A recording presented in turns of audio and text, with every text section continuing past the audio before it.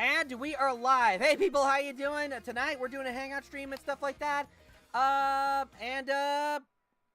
nothing that special is all I can say. Like, I just didn't feel like doing any gaming or anything like that. I just figure we just have a chill stream, and we just, like, kind of just chat and whatnot. With me tonight is, Black97.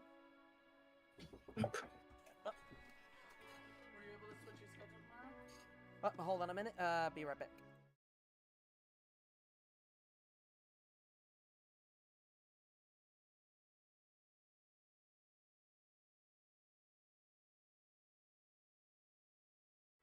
My apologies, like, just talking about stuff for, like, what's gonna happen tomorrow and stuff like that. I lost my train of thought, shoot. You were introducing people. Thank you. Yeah. First up, Black97. Already sets up. Alright. I mean, talk about time, am I right? Up next, Fang. You wanna know what's up? This guy. Good God. Darius Elam. Yet again, I have movement. Oh my God. And Tox. I feel a ton of pain because I'm doing stupid battles for a stupid shiny charm. You could, Tox, I believe in you. You could do it. I am going insane. I don't blame you. Go ahead, Fang. Oh, yeah, I was about to say, Tox, that reminds me. I am considering heavily getting Pokemon. Well, I'm finally considering pulling the trigger on Pokemon Violet, and I may finally take you up on that or Beldum there, Tox. Yeah, me grab you a Beldum. Yeah, no worries. Yeah, I think I might end up finally taking you up on that. Have fun with that. Let's see. Speaking of Pokemon, like, I'm enjoying, ZA right now. There's still some, like, I will say it's one of those rare times where, like, I feel like it's a Pokemon game I can actually complete. Is, something crazy is all I can say. And I will say, like, I do like some of the new Mega Evolutions. I'm not going to spoil what they are. I want people to find them, because there's some people either on the call or who are watching the stream right now who have no idea and are trying to avoid spoilers like the plague. And I totally get that, so there's that.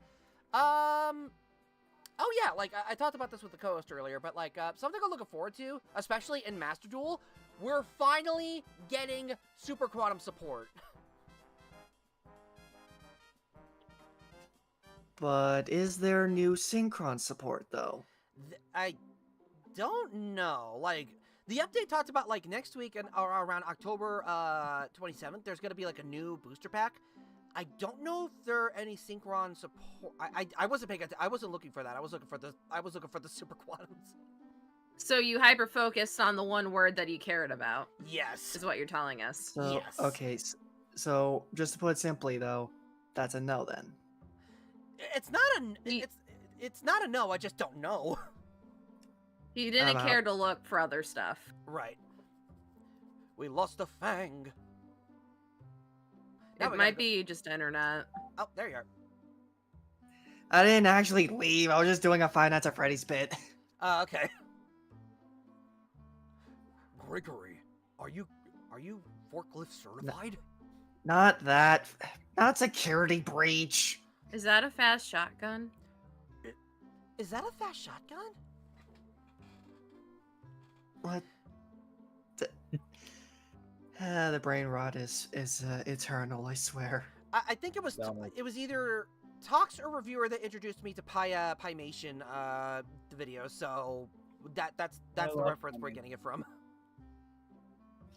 Yeah, that reminds me. I gotta review Meet the Amazing Team one of these days. There you go.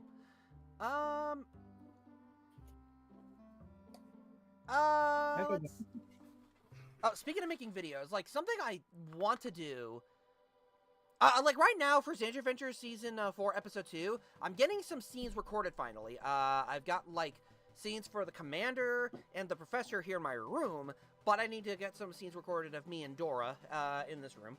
Then I gotta do some outside filming so that I can get the action scene ready and stuff like that. And, yeah. I see. So with the current rate, we may actually see the that second episode by the late 2027. Shut up, Black. They're not supposed to know that. I mean, yeah, no, of course not. It's gonna be on time. The on time of this year. Xandrew, we're live. Everyone heard you. Yes, they Also, Xandrew, you're a procrastinator and you play too much Helldivers, so yeah, no wonder the episode hasn't been finished. Well, I mean, I can't say. also, to be fair, Father's Day. Father's Day. Are you literally pushing it back till next year to just No. Father's Day? That's no. Does anybody remember what happened on Father's Day? No. Oh. I fell off my bike and got my arm dislocated. Oh yeah. Oh. Yikes. Yeah, that'll delay ya. Yeah, I mean, I can't say much about delays because I'm still trying to get Gravekeeper to do that freaking review of Moarte. There you go. To quote the Bridge Frieza for a moment. Oh, somehow I completely forgot about that. Yeah. How can you all forget? Like, to be fair, like, you all have never, had an arm dislocated before, so that's completely fair. Evening, Xandrew, co-host in chat. Hey, Shane, how you doing? Hey, Daniel. To be quite fair, Xandrew, it hasn't really been a problem for you lately, so I kind of forgot to keep asking if you're doing all right in the shoulder department. Well, it still stings once in a while. Like, no joke, anytime I try to sleep, it feels like this part of the bone is, like, hitting, like, my side here, and I'm just, like, it works and stuff, it just, I don't know, maybe it's like a phantom thing in my head or something, I don't know. Have you kinda have- gone to the doctor saying that you still have residual pain? No. Because you're kind of supposed to do that if you still feel pain after this point in time. Alright, probably should at some point. Xandrew, Yeah. Guys, the guy refuses to go to the dentist. What makes you think he's gonna check in with the regular doctor? Black, the dentist is one thing.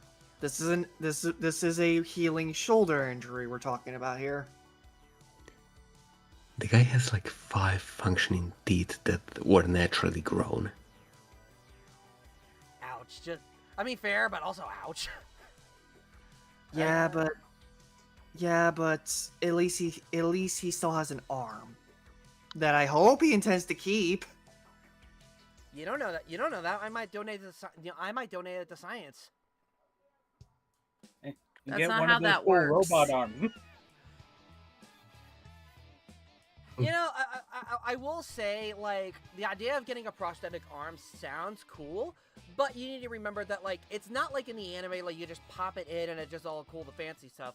Like, we're not in that future yet, and, like, I've seen, like, quick, YouTube shorts where, like, there are people who have, like, 3D printed arms and stuff like that, and, like, they still do the functions and stuff, but they have not, like, mastered, like, sci-fi-ish kind of robotic arms and stuff like that. They have not reached like Star Wars Empire Strikes Back level of authentic arming. We aren't in Metal Gear Rise. We aren't in the era of Metal Gear Rising where literally you can have like a prosthetic arm that functions and pretty much acts just like a normal arm. Right. Also, The best. Let Darius go. Actually, let Darius go first, and then Black, you go next. Okay. I got it. But recently, I have been dealing with some issues involving my legs because I hit what's the connector point between the leg and the foot? The ankle? But I can't remember. Ankle. Thank you. You're welcome. Really hard, and I think I mentioned this multiple times, but I couldn't walk for at least 2 days. Ooh. Days. That drove me nuts. I don't blame you. Jeez. Yeah, I've been and suddenly a similar sensation has been happening with my other leg, and I'm confused. Why the heck is it happening? I have no idea. I have no idea. All right. Are you done, Darius, or Yeah, I'm done. Okay, go ahead, Black. Honestly, I kind of lost my train of thought. I'm sorry. It's, You're fine. You're fine. Let's see. What else can we talk about for the time being? Let's see. Oh, right. About the whole idea about, like, making videos and stuff like that. I've been, like, this has been burning in the back of my mind for quite some time. And, I remember, like, a while back on my YouTube channel, I made this whole video of a top 10 monster video. But, after rewatching it, I'm like, okay, it's top 10 monster, but, like, is it personal favorite monster? Because when I was young, I had no idea, like, how to categorize things at the time. Like, I was watching other people do stuff, and like, I never actually had, like, the in-depth idea of, like, what I was into at the time. Instead of just, like, I was making something to be popular, instead of just, like, giving my personal opinion. So, life advice, don't post something to be popular. Post something because you find something interesting, is my best advice I could think of at the time. But yeah, I'm thinking of, like, I'm thinking of, like, doing a top 10 list of, like, my personal favorite monsters. And they can either be all horror movies, monster movies, or even, like, generic fantasy, sci-fi kind of related kind of stuff. I honestly don't care. They're just monsters, and plus to celebrate Halloween and stuff like that. By the way, Xandrew, if you don't mind me saying, basically what you were saying with that whole, like, spiel was posted for fun, not for profit. Exactly. Surprisingly, videos that are made for fun have more profit than videos that try to make profit. To be fair, I could be wrong. I'm okay to be wrong. It's almost as if people that make it for fun actually have put in more effort because they have passion. Gee, no wonder. Even then, even videos that are made for fun, sadly don't get, like, a lot of views. That's also kind of the unfortunate truth sometimes. At least you can respect the passion, though. Mm-hmm. That much we can't knock. Mm-hmm. Oh, God. Okay, so now here's a question for all of you. Like, what is, like, a passion project that you've been so passionate about that you're sad that, like, no one, like, looks at going, man, look at all that hard work and stuff like that? Like, for me, like, though I love doing my show Xandrew Adventures, like, any other project I try to do doesn't exactly, like, get the same kind of wow factor. I try to, like, branch out and, like, in great hopes that, like, people could see my multitude of talents and stuff like that.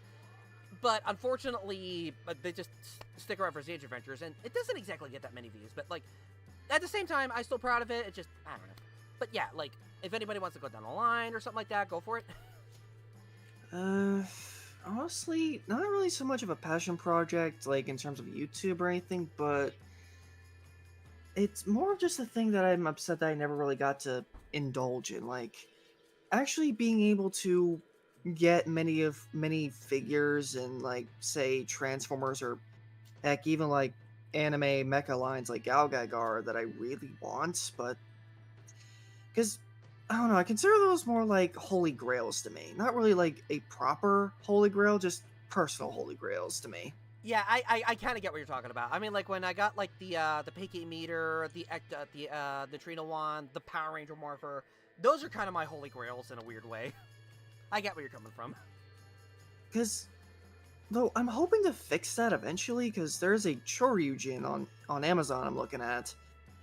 But then again, there is also another thing, like, kind of really not pulling the trigger on Scarlet or Violet. I mean, I really should have, but it is what it is. It is what it is.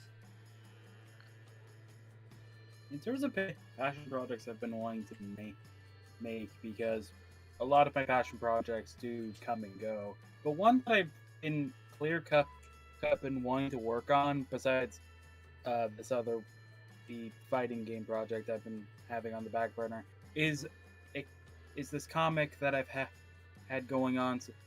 Is a comic idea I've been wanting to do since 2021, where basically it's like a satire on what people believe YouTuber life is like, but taken into a nth degree. Interesting. Yeah, it's just that with Darius reviews and the fact that I want it to be as professionally made as possible, I just haven't had the passion to actually develop it besides a few characters. before anybody else says anything, mind if I throw some like words of advice for you? Sure, go Some ahead. constructive criticism, if you will. Yes, that word that Talk said, yes. Like, I know you want to be professional, and trust me, I know the feeling. But like, if you try to focus on trying to be professional, then you're gonna miss out on like all of like what you could do to get better and stuff like that.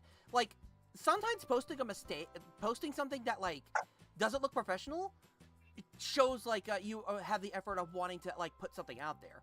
I say like professional, like the only way you grow as a professional is if like you're able to like put out the content out there and not try to like make it picture perfect. And to be fair, I'm not gonna go out of my way and say that like I posted these videos out in like when I posted my videos, I had that same mindset, and I unfortunately still have that mindset. So if like Darius, you're young, like don't worry about professionalism right now. Just like do your best to try to like do self improvement and trying to get the content out the best you can, kind of thing. If that makes any sense. I mean, and Yeah. if I may put it in like in a more cohesive way, just basically be yourself, not the person next to you. Sometimes your little mistakes build character. Exactly. Also, hello, Andy. Hey, Andy. Hello. I still maintain my vow of silence. All right. And Black, you were gonna say something?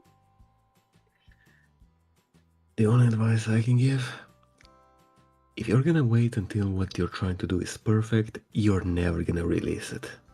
There is no such thing as perfection. Perfection is an ever-distant little concept. Yeah. But It often causes more heartache to try to reach than anything. Though I will say, your own form of professionalism is another person's form of foolery. So, like, take criticism, but recognize what's criticism and what's something that like you're capable of doing and stuff like that. When someone offers you advice, they offer you that advice not to like put you down, but because they're trying to build you up and stuff like that. So it's not fun, I'll be honest, because even I had to go through that kind of criticism. So like, whenever someone like tells you like, hey, like try this technique out and see what you can do here, or try to offer you advice of like what kind of technology that you could afford and want to test out, like they're just trying to help is the best way I can think of it.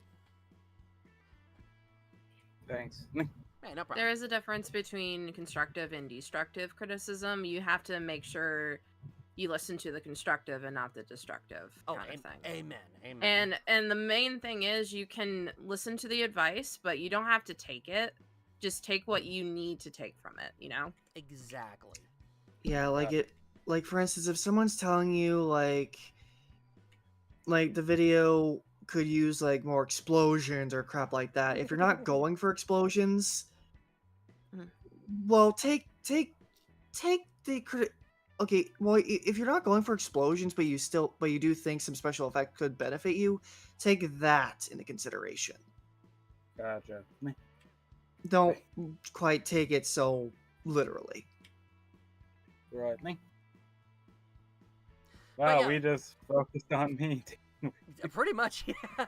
And I brought up the subject of like what's a passion project that like you're so focused on and like really proud of and like no one pays attention to. Like, did anybody else want to talk about a passion project that they're so deeply involved in and they love that they're sad that like no one like pays attention to or anything like that? I don't want to sound like entitled or upset. Go for it. You're on my channel. You got the right to do so. But it's more of social media is a blessing and a curse, and it's more of it can be very detrimental if you look at the numbers. However, it kind of hurts my feelings when a picture that took me a literal month to do gets less favorites than a picture that literally took me less than an hour to make. Yeah. Yeah, that's artist culture for you.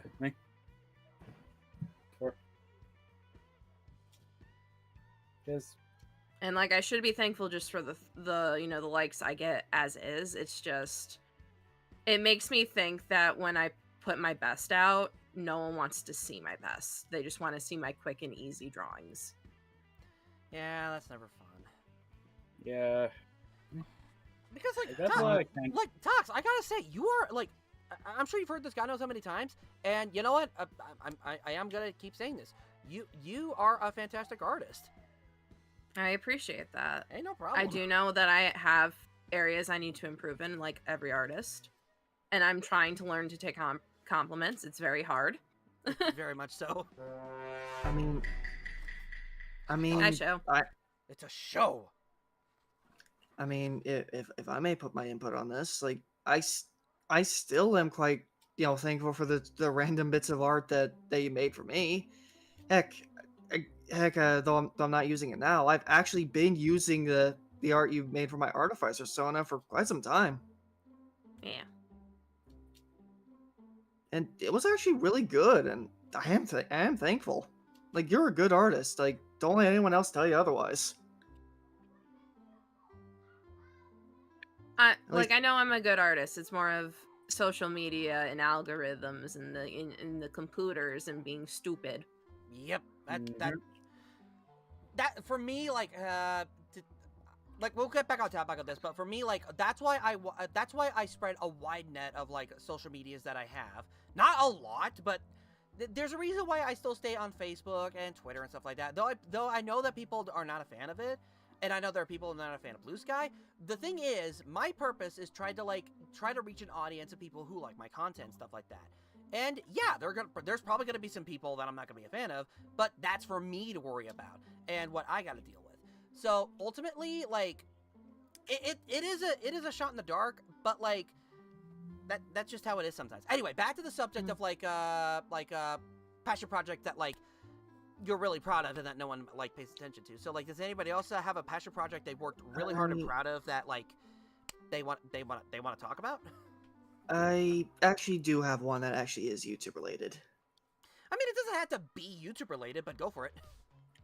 But honestly, like when I actually was trying to make videos, like I actually did try to do a Let's Play of Costume Quest 2. I mean, I ended up stopping like midway through because I mean no one was really watching it and didn't really feel like I should. It kind of demotivated me a little bit. It happens. But I mean, I am still proud that I actually did do Costume Quest. Like, it is a game I want more people to actually acknowledge. Like, it is one of the games that made me discover Double Fine as a game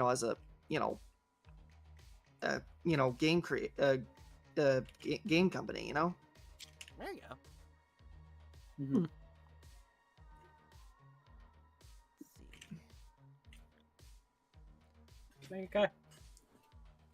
I gotta see where Fangs go. Like sometimes a video that you really wanted to make you just couldn't because like the performance of your previous videos just didn't really hit your expectations. But sometimes you gotta be like, screw the numbers. I'm doing that video. I'm really passionate about this thing, and some people need to know about it. Right. That's why, for the most part, that's why I don't take a look at like major things for Darius reviews, because I know that I'm basically being an echo chamber for other things that probably have millions of videos talking about it. To change, okay, so this is where I am going to change subject unless somebody else wants to talk about, like, their passion project or something like that.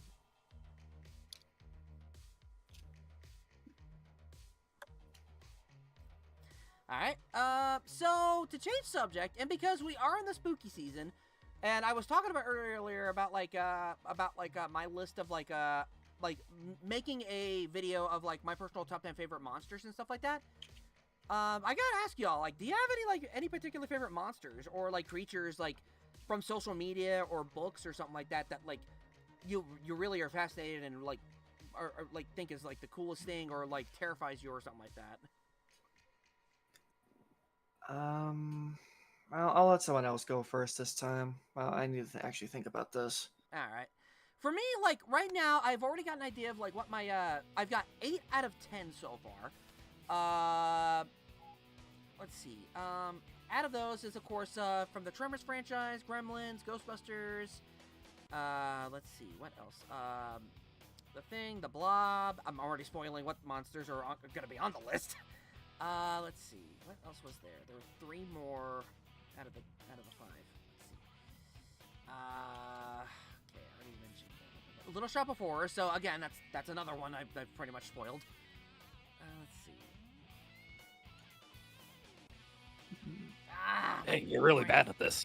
Yeah, it's sad because I wrote a list, and I fun fact, I wrote this list while I was at work, and like, and I forgot to bring the list. I'm so mad at myself. You forgore? I forgore. To be fair, I was brainstorming, so like, yeah. You know, I'm probably gonna. No one's probably gonna understand what the hell I'm talking about, but screw it. A monster that I kind of find fascinating, conceptually, are the Zondars from King of Braves 𝐃𝐎𝐋𝐋𝐑. You know, and the whole... I'm not gonna lie, I'm kind of surprised. Like, I keep forgetting that like that's your favorite series, so like it's awesome that you bring up this stuff. So like, continue. I'm sorry. To briefly explain what they are, well, for one, they're essentially like a rogue like program that ended up mechanizing its origin planet and all that around it. It starts out with 13 like, you know, Zondarians, which are fragments of a bigger one called the Z Master, which are all based on body parts. Oh, that's fun.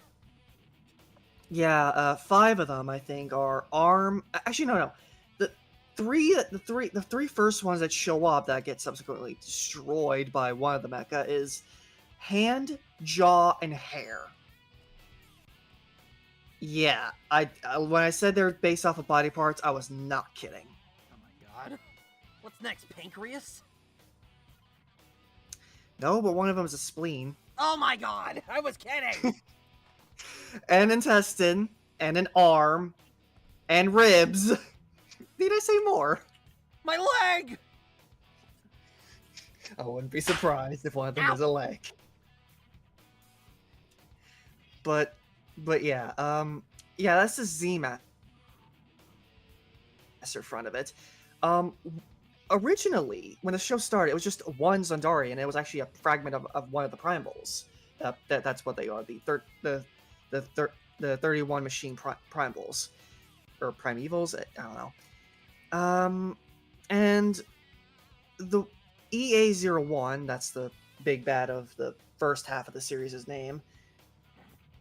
His goal was to Zondarize Earth.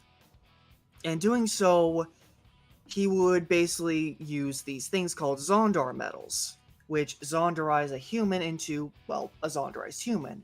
And if they're left to their own devices for too long, they'll essentially pull a mushroom spore cloud and Zondarize everything around it. Oh, fun. The person in question turning into a full Zondarian, and everything around it kind of start continuing the cycle. It's only after you rip the core out and purify it does the human turn back to normal. Dang. And the actual Zondar itself, the Zondarized human, is what fascinates me. The Zondarians, like, and the Zondars, they have this interesting thing where they absorb technology and machines around them, building up these giant mechanized bodies. And they could be practically anything, either for the Zondarized human based off of what they are, what their niche is as a human. For instance, a kid was Zondarized, and they basically turned into a souped-up monster version of their favorite little jet plane. That's or always toy fun. jet plane. That's always fun. And that sharks between... Okay, you know how sharks kind of do that knifing thing? Sharks doing a knifing thing? You know how when you see a shark swimming, their dorsal fin is above water, that's called knifing? Oh, okay. It does that between dimensions! Oh, that's...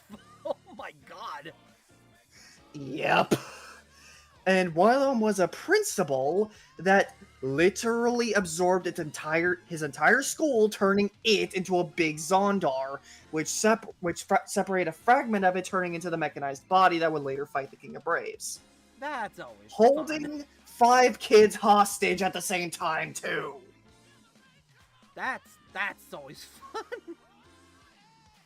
It's a fascinating concept because they're monsters, but they're also machines.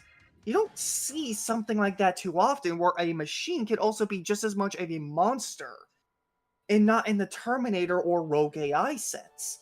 It's kind of a mix of both in that regard. So kind of like an organic machine, parasite kind of thing. Kinda, yeah, because the way the metal often shifts and morphs and absorbs, it is kind of amorphous in that regard.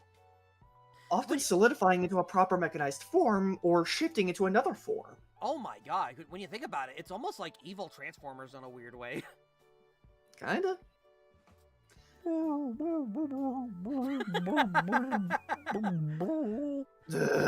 on, get out of here. We don't need a bear.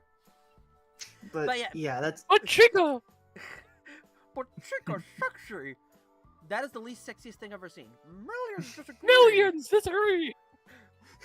I know you're over-exaggerating, but that many people is still disturbing. Goodbye. But yeah, and just... Okay, just to finish off what I was saying, quickly going back to the Z Master, it's... That also continues the whole, like...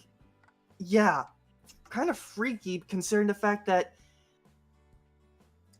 the full Z Master kind of looks organic in a way on the outside, and even going through its body to get to the heart is also kind of reminds me of Unicron in the Unicron trilogy when they were trying to spelunk through Unicron just to get to Megatron. Okay. In Energon, I mean. In Energon, okay. Okay, I'm gonna let you know I have not seen Energon in full. I don't I don't care about spoilers and stuff like that. The only Unicron I'm heavily familiar with is Prime's Unicron and G1 Unicron. Okay, that's actually a better example. 86 Unicron, the 86 movie Unicron. It's a lot more like that, actually. A lot more. I mean, to be fair, when you think about it, with how the Alignment series made things go, Unicron is still the same Unicron. He just somehow could just go into other universes. He's still the same Unicron. That is fair, but yeah. Anyway, continue. I'm sorry. I was gonna say, and given what I said about all the primals just being a body part personified of the Z Master, its heart is actually the most disturbing when you think about it, because it's the leader of the primals, and the one commanding and or controlling the Z Master itself. Jeez. And in a way, 2 of the big bads are actually just kind of 2 halves of the Z Master. The one in the first half, and the one that's kind of just an unseen villain by the heroes. That's always fun. But yeah, that's about all I really have to say. Because again, I'm not expecting anyone in this call to really know what I'm saying. I'm just describing it as best I can. So essentially, just like everyone's head is over their head, stuff like that. Oh, I have no idea what was going on. I just was like... Not gonna lie, I was kind of zoning out, but also not trying to speak up too much to just give him the floor. Right. Like I was talking about let me think. I was just talking about how we're on the subject right now of what's your personal favorite monster across media and stuff like that, and Fang was on a whole thing, so. FBI, open up! That was my dad, not the FBI. But yeah, bottom line, that's the Xandars I find them fascinating because they're just these kind of almost creepy, like almost amorphous machine sort of like monsters. That's basically it. Pretty much, yeah. So, to give somebody else the floor, like, does anybody want to talk about their personal favorite monster? I have two, but one's a monster in a metaphorical sense, and the other is a literal monster. Let's go for the literal monster, Darius. All right. So the graboid. Yes! The what? The graboid from Tremors. That's what they're called? Yeah, Yeah. they're called graboids. Did you really think that Did you think that the worms were actually called Tremors this entire time? No, I just figured they were just big old worms. I mean, they are still big old Yeah. worms. It's just they were named graboids. Is the thing. Yeah. I'm sorry, I But- can't take him seriously with that name. Graboids? Graboids. How, Yeah, okay, I- question. How many here have seen the movie Tremors? I have. Okay, you have. Okay, Not me. okay, you haven't. I have not. That's fair. Let's see. Let's see. Let's see. But yeah, like, if you ever have a chance, like, it's a fun flick. It's one of those horror comedies. Like, it's also very inventive. It's essentially, it's basically Jaws on land. Also with a great cast, I gotta say. And, like, there's, like, no character you want to die. Well, except for one, maybe. But, like, yeah. Yeah, but there's always that one horror movie character that you just. Also, if you ever decide to watch the entire franchise, skip 5, 6, and 7. Yeah. Well, I mean, I like 5 okay, but it's more essentially paying homage to, like, Jurassic Park than it is, like, doing its own thing. Like, I don't know. I gotta rewatch it again to reform my opinion and stuff like that. It's just been forever since I've seen it. But yeah, like, I like, okay, so, fun fact, I actually went to a movie museum and, like, because, like, fun fact, my parents actually went to just go on a road trip, just go on the road and just, like, see what's going on. Also, hello, Avenger, how you doing? And, like, they decided to go to this movie museum as they're exploring, and, like, there's, like, this movie museum has, like, a lot of Western, culture kind of stuff, like old Westerns and old movies and stuff like that. One of them, one of the things from that whole thing was the original, like, one of the original, like, giant graboids that were there when they filmed in that location. along with the shriekers, and they also had like the graboid egg, and just like some really cool memorabilia over there. It was like, it was so surreal to actually be there. It was so really cool. I'll be right back. Okay, no. Yeah, I got into the Tremors franchise thanks to 𝐃𝐎𝐋𝐋𝐑, and it just me and the host at the time, Zorn, made me really appreciate the graboids more and more as the movies went on, especially in Tremors 4. Okay. I know what you're talking about. You're talking about the YouTube channel Did Me and the 𝐾𝐿. Yes, Zoran did a fantastic job, like, really deconstructing, like, the film. Like, he definitely shows his badge of hardcore fandom. Excuse me. Yeah, I'm glad just by, like, talking it in detail, like, for each film the best he can. Hold on, before we continue, let's see. Next Friday is the 40th anniversary of Back to the Future in theaters. Holy cow. Oh, Neat. But yeah, I'm glad that Zoran is in more 𝐾𝐿𝐋𝐋𝐑, especially being that he's now the host of the video game. It's me. oh, interesting.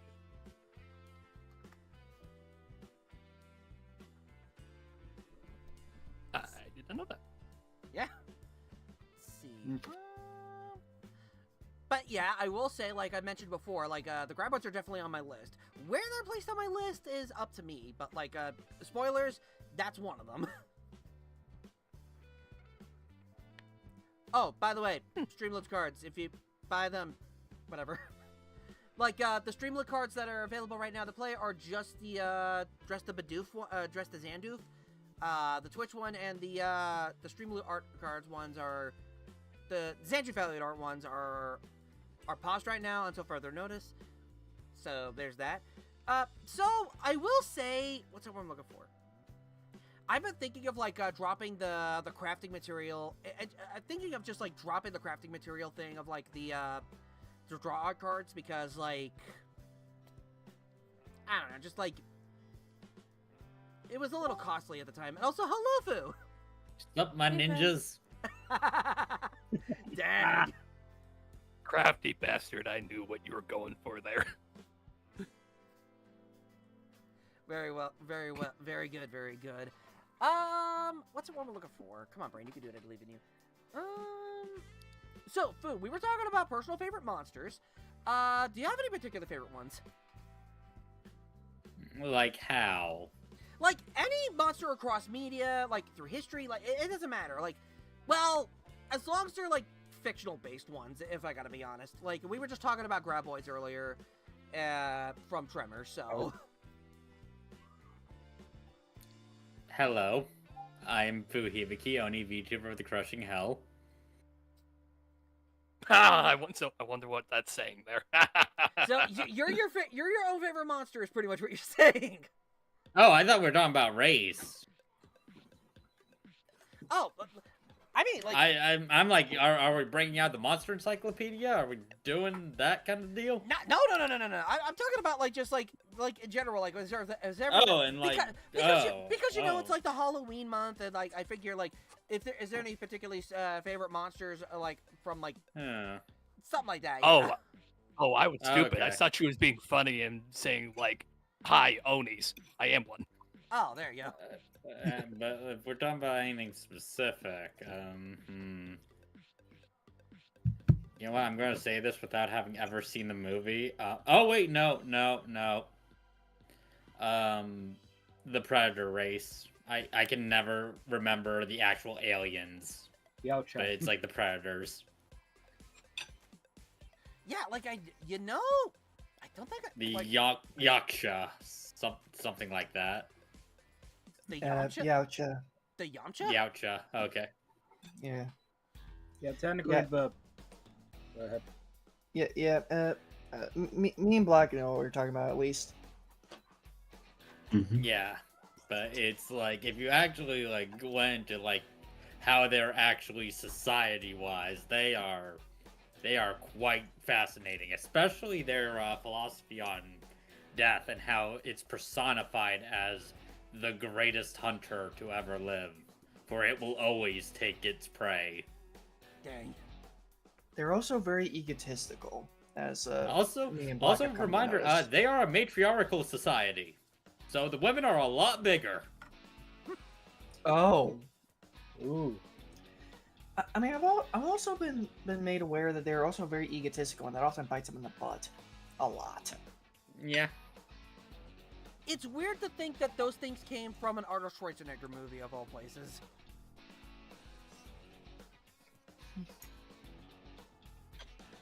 Well, I mean, that's kind of why if they fail a hunt, they have to self-destruct.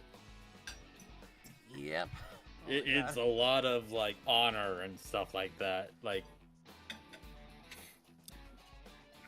greatest hunters in the universe gets outclassed with a bunch of monkeys with a stick.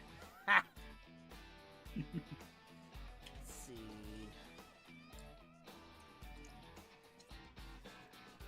I'll be honest, like,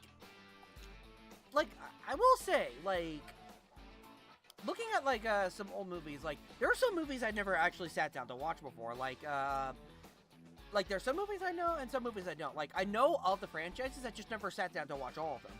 Like, I know the Predator movie by reputation and by watching a few video and reviews here and there, but I myself have never watched the movie in full. Like, I never actually sat down to be like, you know what, I want to watch this movie and get my own opinion. I never did that, unfortunately. I need to one of these days. if we're talking about like movies we haven't seen, but like of monsters I really like, I've never seen Child's Play, but I love Chucky. I get you. Chucky, the killer doll! Well, also because Ice Nine Kills, one of my favorite songs off of their album is inspired by Child's Play.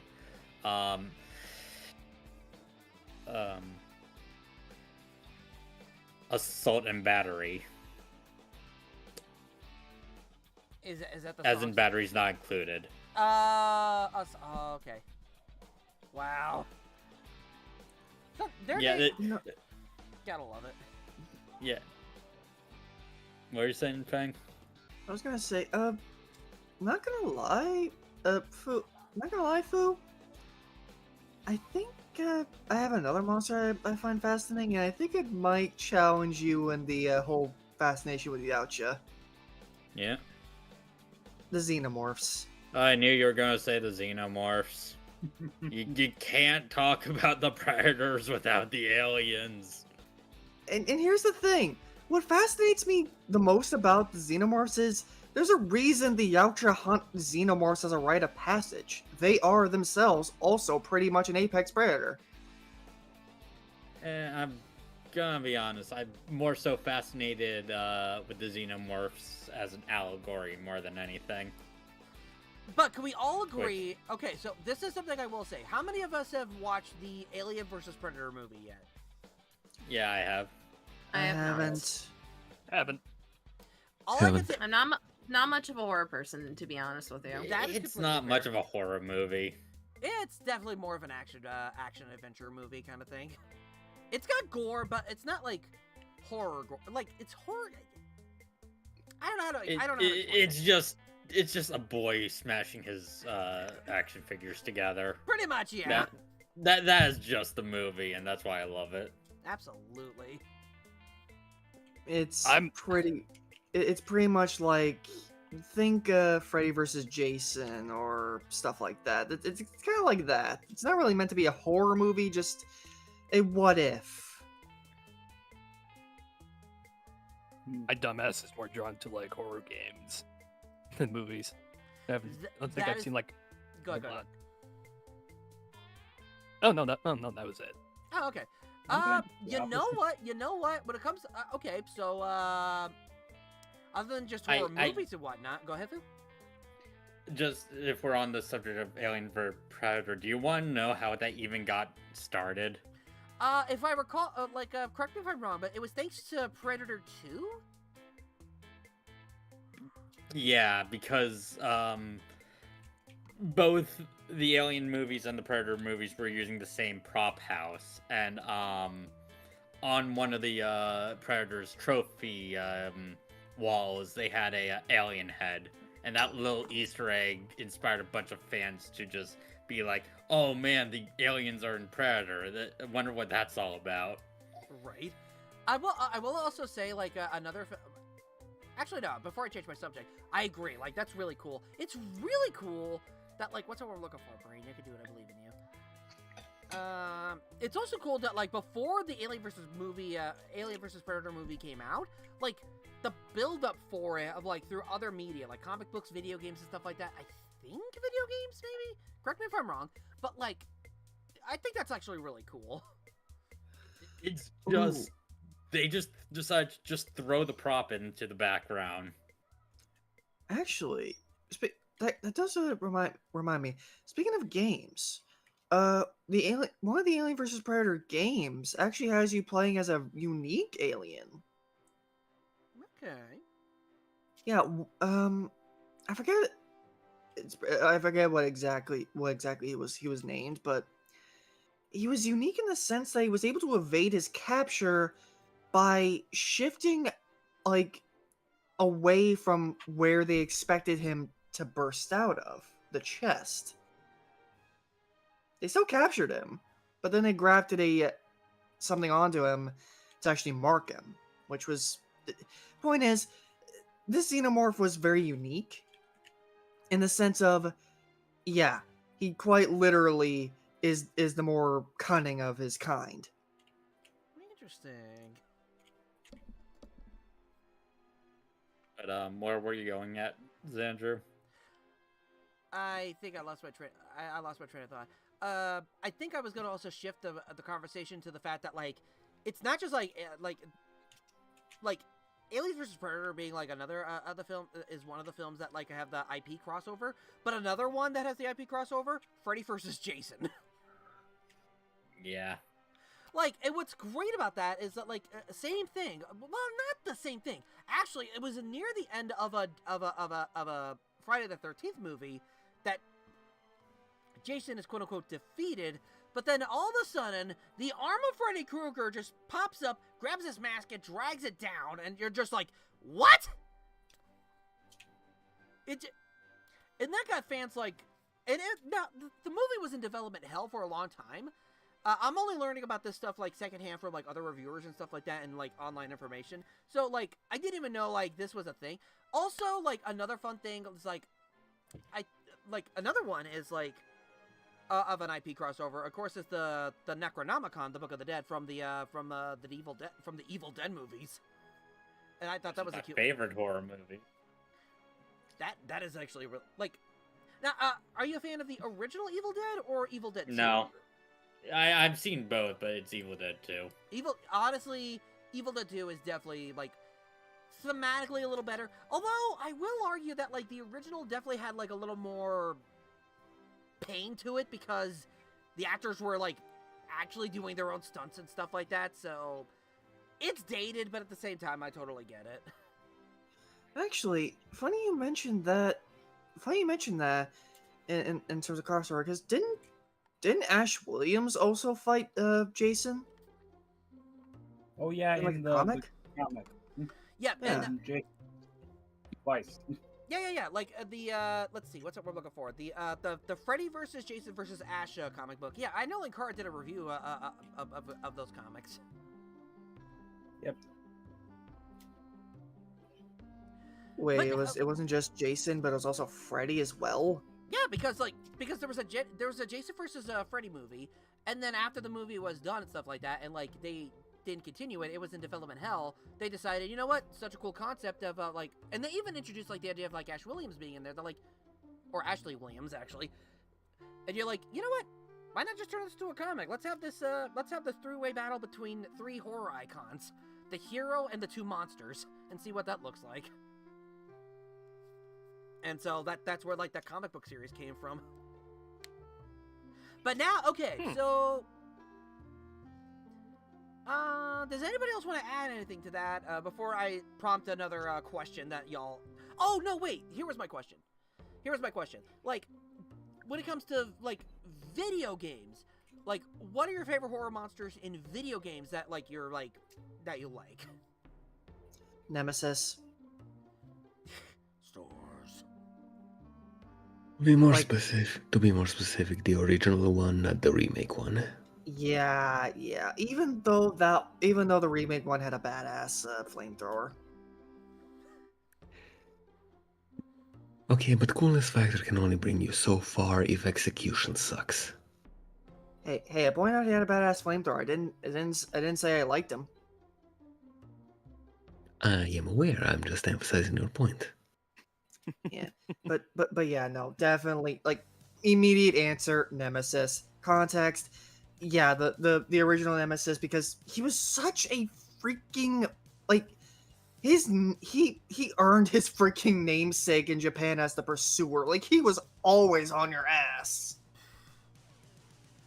And every encounter with him was definitely a fight, flight, or trick moment.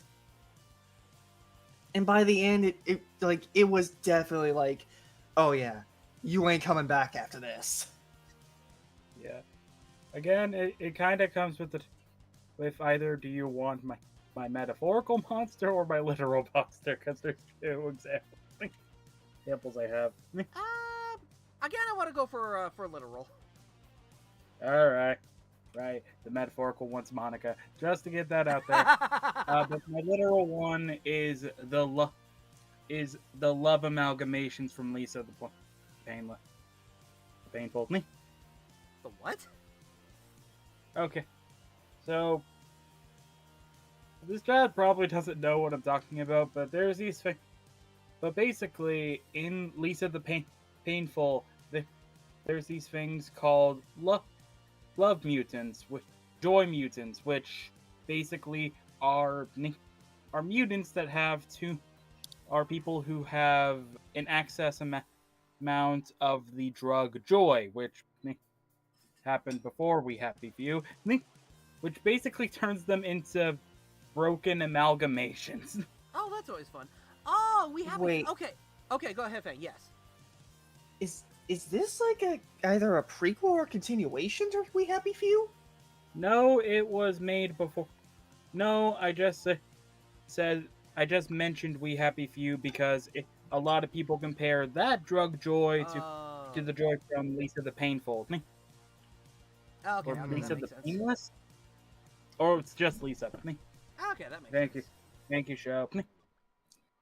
Okay, thank you. I only happen to know what they were talking about because I had watched that Nitro Red video like a long time ago. That's fair.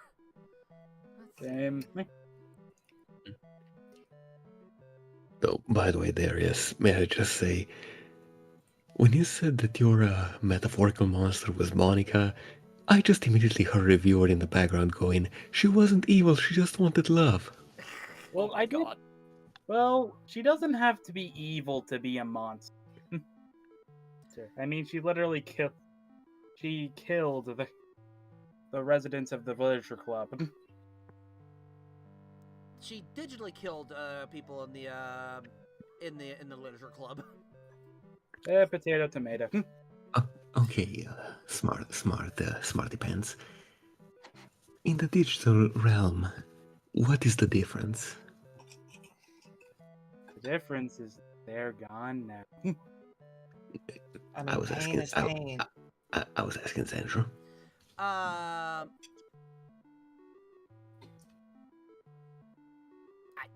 You got me on that one. Always do. to be fair, like I put myself in spots that I can't climb myself out of. I dig the holes Really well. very well. I can only take the shovel away from you so many times. I'll use these claws if I have to. Dig Jesus. the hole digger. Can I say something that's probably generic as all shit, but as the years have gone on, it's like what interests me is like the absolute absurdity of this like video game monster. Go for it. William Afton. Yeah.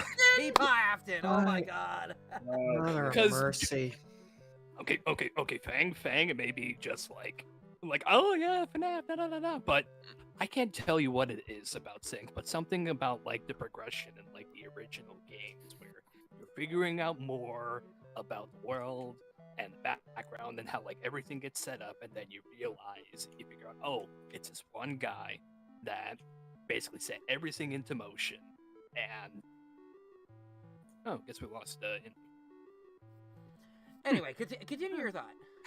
Okay, so it starts off like really tame, but you still have like those like supernatural aspects of stuff with like the possession and then the killing and the whole kind of like serial killer like stuffed bodies in suits, trying to figure out like his method to the madness, like why he was doing everything, and like as each game goes, like the descent into madness goes even further. Like, oh, okay, he was trying to bring back his son, and he was like a grief-stricken father trying to figure out a way to fix his family back, but then got obsessed with trying to make himself immortal and trying to cheat death and all this stuff.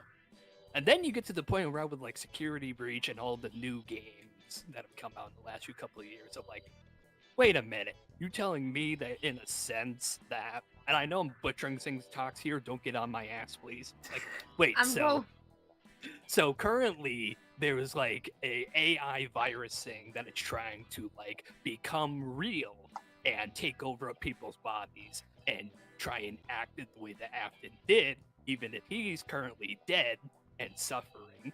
And it's mimicking him, and yet it's sending all of this stuff into madness just because of one guy who was very jealous of his business partner. And he was able to make the animatronics actually lifelike, and he wanted to one-up him and really show him what for. Like, all of that was set into motion because of that. And I don't know, just like the descent into madness is interesting. And it's like, you probably would also like see it in like the movies. With like the second FNAF movie coming out around like December and whatnot. I am looking forward Oh to yeah, that I'm one, gonna watch that. Oh, Yeah, Tox, watch you the don't watch. first one. Oh, Tox, you don't watch horror movies. FNAF's not horror movies. yes. I They're have campy still movies. haven't watched that one. Oh, dude, we gotta. We need to. We need to. Mhm. Anyway, Black, you were saying? Honestly, Hold on. Black, go ahead, Black. yeah. Okay, I hear what you're saying, Shoujo. I get what you're saying. And that's all fine and good. Until the point you realize that game series literally cannot drop Afton at this point. It's like a bad addiction. Yeah, I was. I mean, I was about to say, like, yeah, that's my one problem with William Afton. Yes, he always comes back, but he doesn't stay dead. Like Jason. Yeah, there's I mean, you're right. Yeah. I need my Afton, man. I need my Afton. That's some purple bunny. The thing is, from a visual standpoint, they're actually pushing away from Afton, if you can tell, from like Security Breach, Ruin to Sinker of the I almost said the McMimic. It's God. just a Pavlovian response at this point. The McMimic. The McMimic. But it's more of in interviews, Scott himself has stated that he is pushing the series in more of a sci-fi route versus the supernatural, which some fans, don't like, some are not. But you know what the thing is? None of us can still agree on Midnight Motorist. So, We're at this point, we're all still trying to figure out. Okay, how is this even going to correlate to the original story now? Well, the thing is, you can actually technically in technicality, because of the one offhanded line at the beginning of Help Wanted, you can technically say that all the original games are not formed on facts. They're a retelling kind of thing, so they're not exactly the same. Yeah, but here's Kinda my thing. problem. Here's my problem, though. Secret of the Mimic. Just that alone should probably sum up my point. But if I were to give more context, yeah, that whole game is basically just the thing of, oh, okay, apparently Murray was around from the start, and he was kind of the reason Freight Files Where Pizza kind of grew to the way it did, at least partly. Anyway, And my head hurts now. while your head's hurting, Black, go ahead and say what you were gonna say. Let me just remember what I was trying to say. That's never Sorry. fun.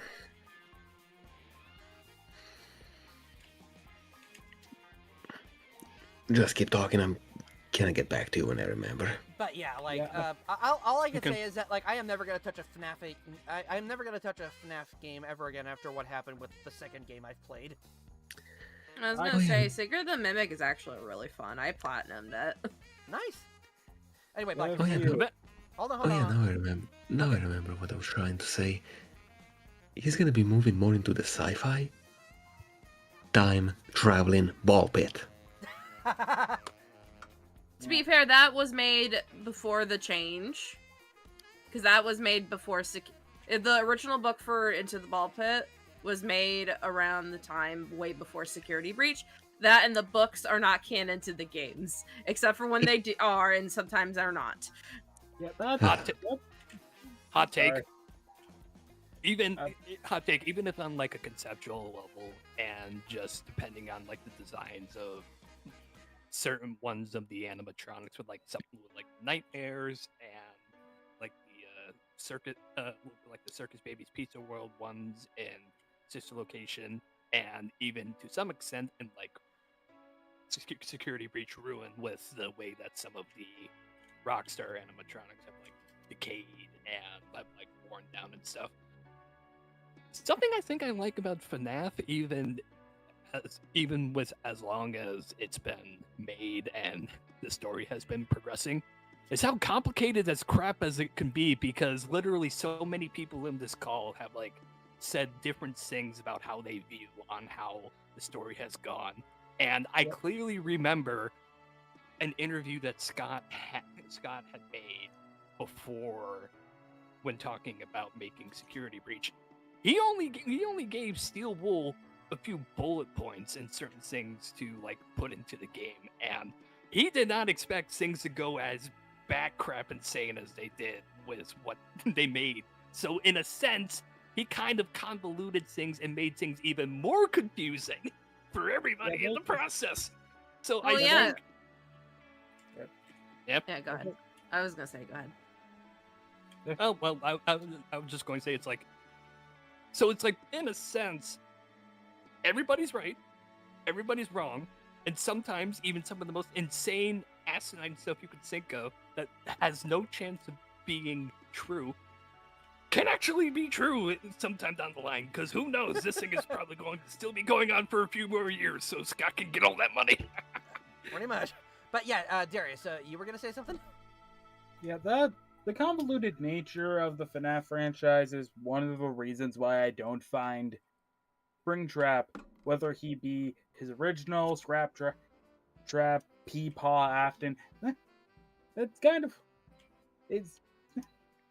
he kind of lost all his scariness after FNAF 3, which is probably why I've been trying to find a way to not mention him as much as possible if I ever do my FNAF rewrite. There you go.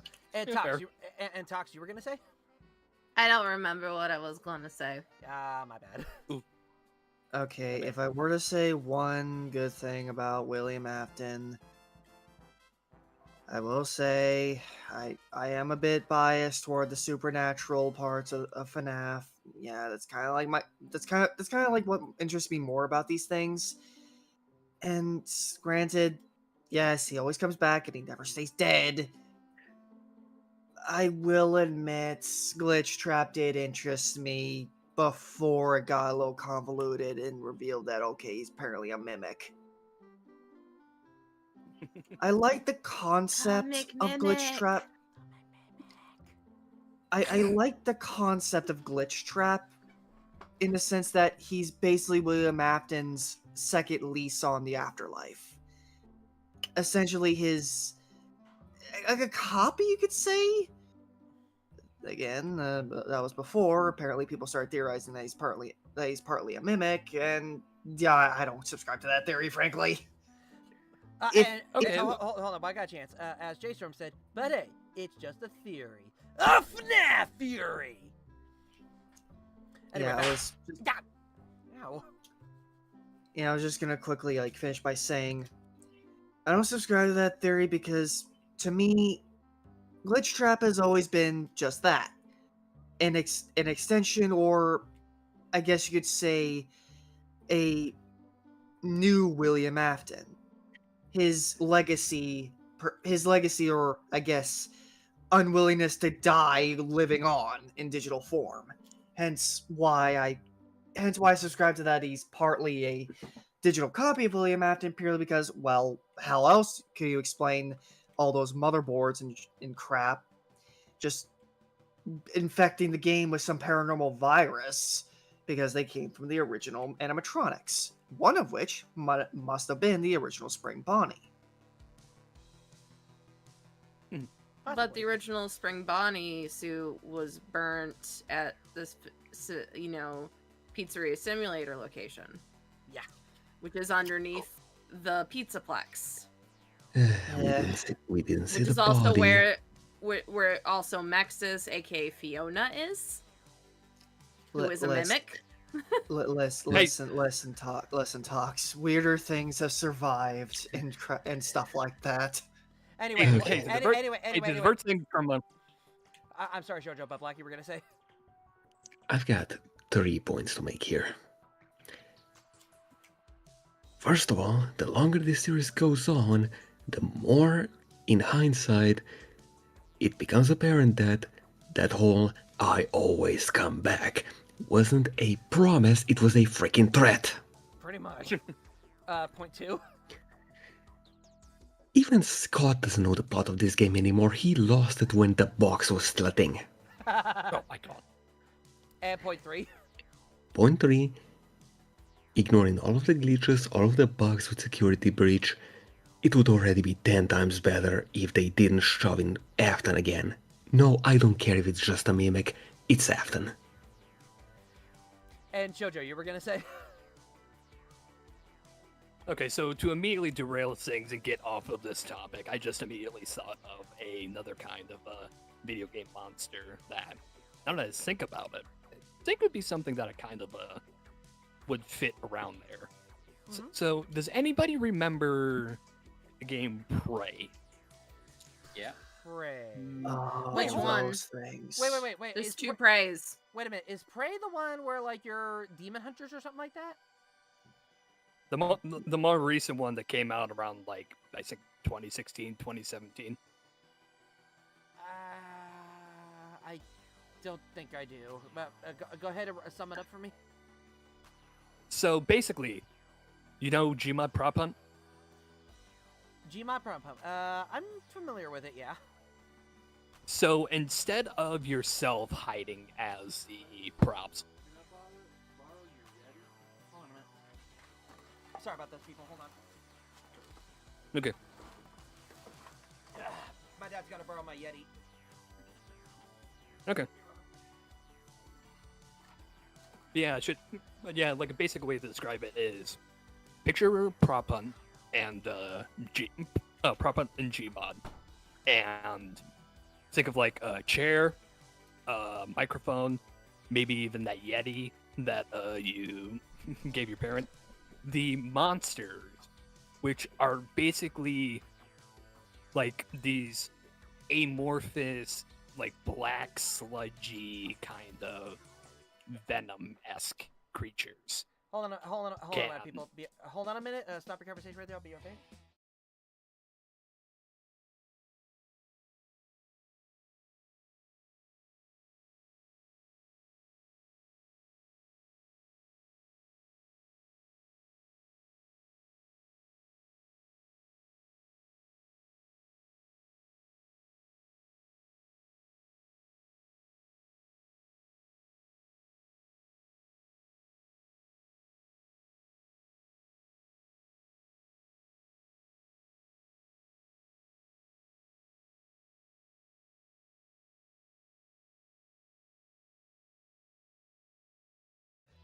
Yeah, sorry about that. My nieces just wanted to talk to me real quick. I'm sorry.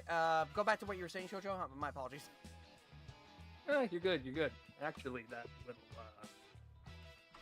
break in between, like, gave me time to, like, find a few images that I'll, like, put into the sidebar. Okay. So, like, basically, like the first images, like, these things. Oh, that's right. Markiplier did play that. That's right. God, I forgot about that. So yeah, you have like these things like hiding around like the entirety of the space station you're in, and you're trying to figure out which, like, what's real and what's the things that are trying to kill you. And like as this thing goes on, you're like learning more about everything and figuring like, oh, okay, all the upgrades and stuff, all the powers and things you're getting.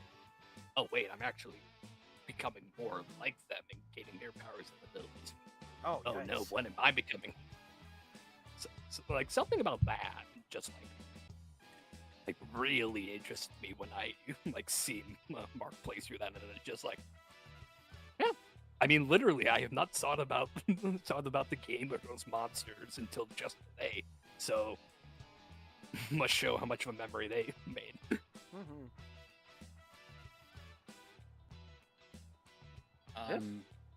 I'm going to throw a curveball at all of you if we're talking about video game monsters. All right. And this isn't. I just don't. It's not because they're scary. It's just I just really like them. The Big Daddies from BioShock. Love those. Oh my god, yes. So, would you all be surprised if I had never played Bioshock? No, Bro, I've Yeah, even mine- played Bioshock. Don't worry, Xandrew, I haven't either. I mean, I haven't either. Nah, there you go. I've played all of the first game and a good chunk of Infinite. I've completed both Infinite and the first game. I still need to play the second game. But I tried no, playing a bit of 2, but I just didn't like how the Big Daddy moved, you know? I know, but I just think they're cool. I was even when I was in high school, I was trying to figure out how to make a cosplay of them. Oh, nice. Okay, is it weird that I find them strangely adorable? Nah. I mean, Okay. like the idea of these things, like being called Big Daddy, and they're supposed to protect their quote unquote daughters. Yeah, I can kind of see the adorableness of it. Especially Mr. Bubbles. Bubbles, That was the nickname that one of the little sisters gave to one of the Big Daddies. I mean, look at it. I mean, look at Oh. Look at this thing. let me You see. know, I'm gonna be honest. I don't like. I can see the intimidation factor, but I really don't see the horror factor out of this thing. If I gotta be honest. Well, I mean, you try being in a underwater libertarian dystopia where everything has gone wrong with these things walking around. Where people's hubris and basically greed has corrupted everyone, and what remains is the mutants and the remains of like what used to be. Yeah. Yeah, that's And- Rapture is a very horrifying setting. Oh, actually, hang on. If I may paint a picture here. you said the word. You said the word. What word? Was it what was the command? What was that plot twist command right there? Would you kindly? Would you kindly? That's the one. Would you kindly? Would you kindly? I didn't say what Okay, my apologies. I thought I that didn't was. say I what you forgot. kindly, though. I forgot what it was. But like, go ahead, Fink. I'm so sorry. Imagine, if you will, you are say, new to Rapture. You arrive on one of the bathyspheres, just randomly. You aren't sure where you are, what this place even is, or why there's a freaking city at the bottom of the freaking ocean. Rich people. Well, you wouldn't know that if I may continue. Over it. And you come across, well, as you're exploring, seeing graffiti. Lizard. Bro-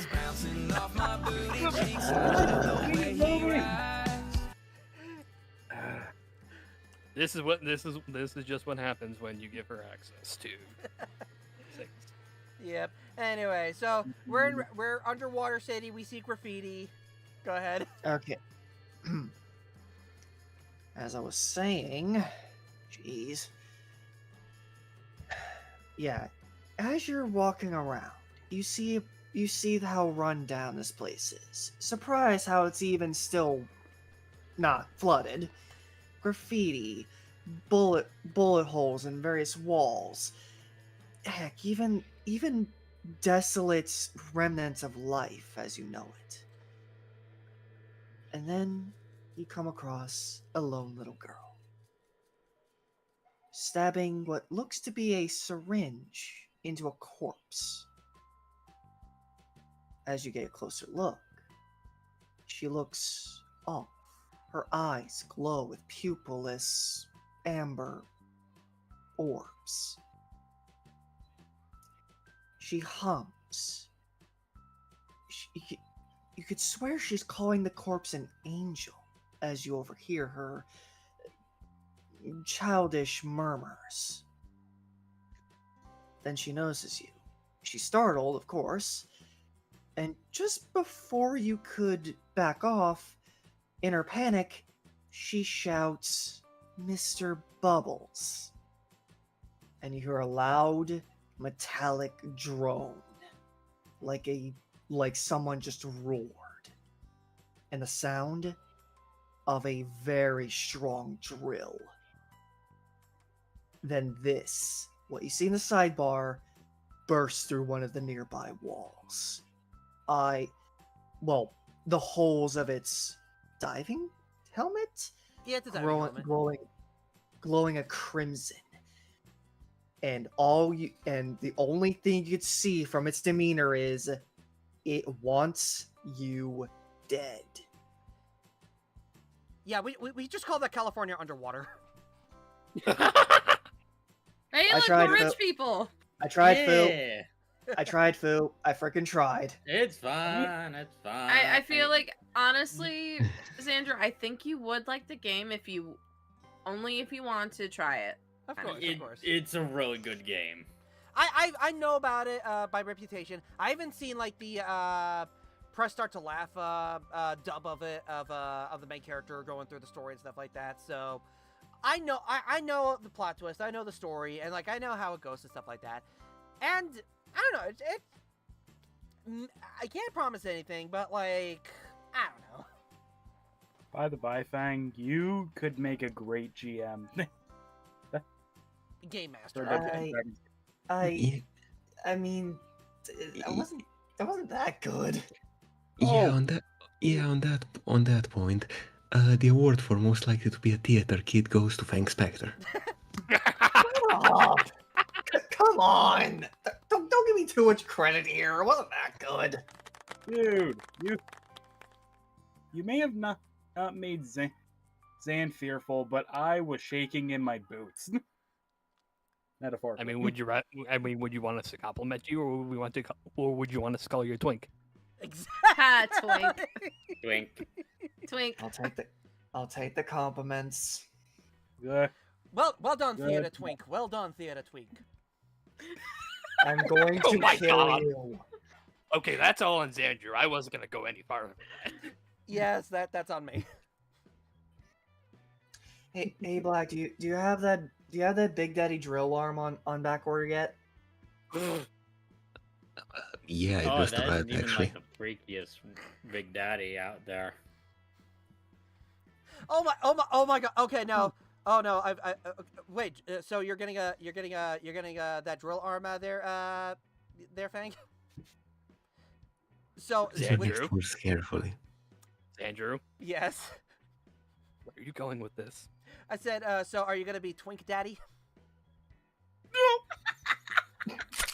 I'm fucking done. God. I'm fucking done. Oh, I am there we fucking done. He said the thing. You said the thing. Those are three.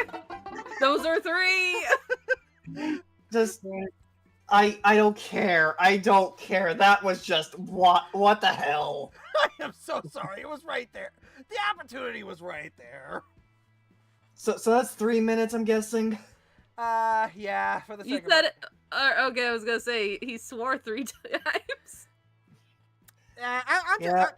but you know, because I called him Twink Daddy, so I think the 3 minutes is well worth it. Yeah.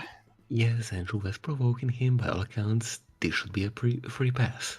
Yes. Besides, this gives me a perfect time to go BRB. So yeah. Okay. So I shall mute and I shall hit my timer. Okay. I'm so sorry. That's so mean of me. Feel Damn. bad for Fang. My God, I can't That's believe Lumi and Tox have been rubbing off on you, Xandrew. They've been corrupting you.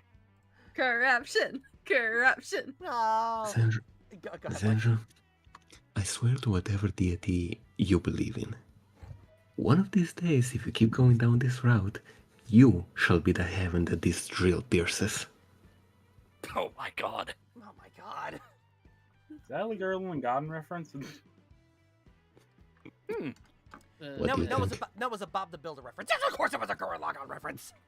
Well, I Oh, only Bob know the about Builder! Erlen Godden because of Death Oh Battle. man, can he fix it though?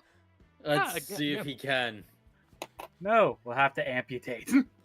Oh, my dang. God. Oh well. Also, Necromorphs, my god, those things are absolutely Oh terrifying.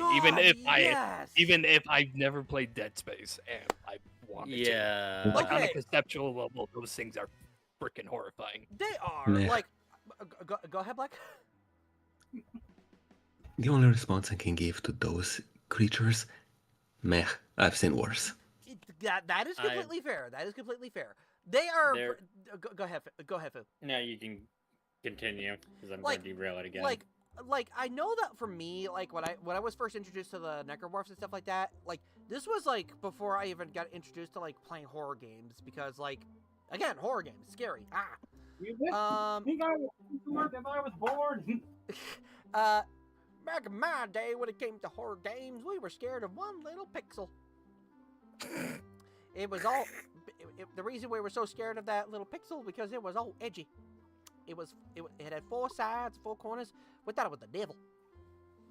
Anyway, Anyway, so like when I was thought. introduced to the necromorphs and stuff like that, I was at first not a fan of the idea of wanting to play a survival horror game, but then I saw Team 4-Star's Nappa and Vegeta, Takahata 101 and Alani Patora playing the game as their characters, playing Dead Space 3, and Dead Space 3 looked like a fun game, and so I played it, I beat it and stuff like that. But yeah, as soon as I played I've never played the first one until like the Crohn's play one. I don't know what it is with me, but when it comes to horror games, I will not play it unless somebody else plays it, and I can get familiar with it, like, okay, this is what I gotta look out for and stuff like that. And like the game series itself, from my gameplay experience with the first game, still like gave me good scares and stuff like that. Especially like the 2 aspects of the scares that really worked well was me like forgetting controls and like actually getting good jump scares here and there and whatnot. And Fang, you are free. Let me just first like unmute you. I still BRB. Okay, there you go. But yeah. But yeah, and also I gotta say their designs and their concepts are very interesting. Like they just like the only way to kill them is very interesting because like when you think of like movie monster or like monsters in general in something, what is like the first thing you think you'd have to destroy? You'd have to destroy the head because that's like the thing that like controls the body. These things worked differently. They worked in a sense like their weakness was somewhere else, and it was a unique experience of like trying to how to defeat them, and, like cutting off their limbs, so everything else just falls apart. That what I found interesting. Like they changed a way of a weakness of a monster that made them unique in their own design, kind of thing. If that makes any sense. yeah, it's not like there's just one of them. There's like a whole different variety and different even species of them. So there's like all different kinds of stuff. You got like the infectors, you got the lurkers, the slashers, or like general ones, and it's really a right variety of them. They're like Pokemon. There's so many varieties of them. Oh, that's haunting to think about. Oh my god, Necromons. Oh my god. I'm sure someone Gotta has made a fan out of that. Gotta kill them all. Necromons, Necro monsters. Oh my god. Gotta delete them. I'll give you props for going down that route. Hey, I'm the Digimon fan. Oh man, was it 3 minutes already? It was 3 minutes already. Yep. If you, and I'm not gonna elaborate on this just because of how horrible it is, but if you want something really disturbing and creepy, and I'm saying this because I know none of you have played Library of Runia. Look I up have not. Love Town Hmm. from that game. Hmm. You have both body horror and existentialism all in one go. Okay. Yeah, I call that being awake. Jeez. Damn. Yeah, I'm just not gonna elaborate on that. That is completely fair. Ooh, okay. So like now here's a question for you all. What's a horror movie you outright refuse to watch unless like something got to a point where you're actually going to watch it? For me, it will be Arachnophobia, the movie. Like I will never watch that movie unless like I hit a certain goal I'm gonna set up. Be like, okay, I'll watch Arachnophobia, I'll do a reaction to Arachnophobia, and then just, like, post it online for people to be like, haha, he's scared of spiders. Yes, I'm scared of spiders! Honestly, I don't even need to... Oh, sorry, Black. Well, to answer that question, I absolutely refuse to watch any movie that's more of a gore fest than an actual scary movie. Not because they're scary to me, not because they're unnerving, because they are a bore. If I had insomnia, maybe then I would watch them, because then I can actually fall asleep. I was gonna say, honestly, Xandrew, you kind of summed up like most of my big nose when it comes to horror movies. I hate spiders just as much as you do, if not more. So challenge accepted. Challenge accepted. If I reach a certain goal, you and I are gonna watch Arachnophobia together. No. That is if you are okay with it. If no, then okay, fine. I will burden this spider cross alone. I already said the F word. Cross. I've already said the F word 3 times. I'm not gonna say it to emphasize my point. No. That is fair. Is it a cross made of spiders, or is it a spider? Tiny cross for a spider.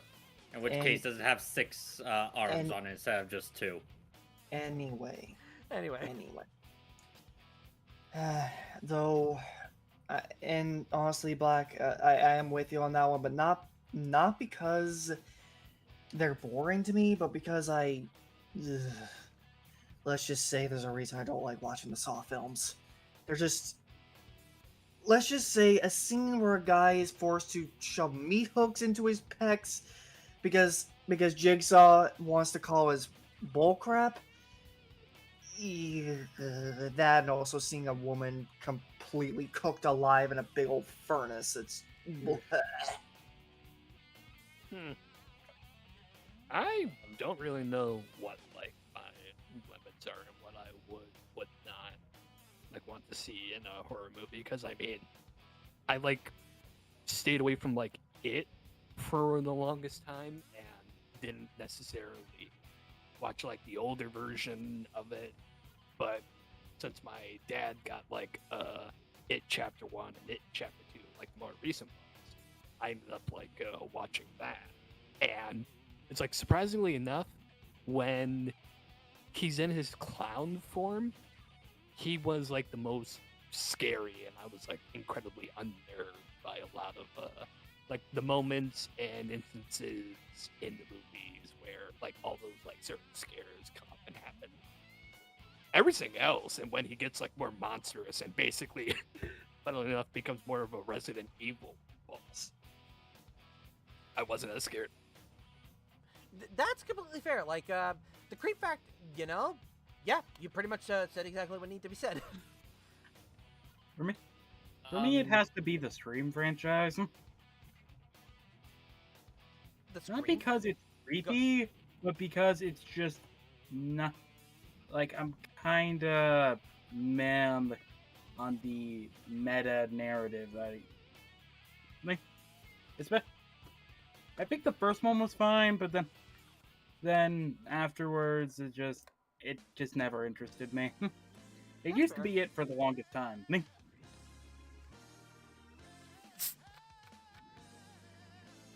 And Fu, you were saying? There's a small indie film by A23 called Men. Basically how that's actually part of where I'm going with this. How it is basically it's about a woman who basically sees every person as the same guy.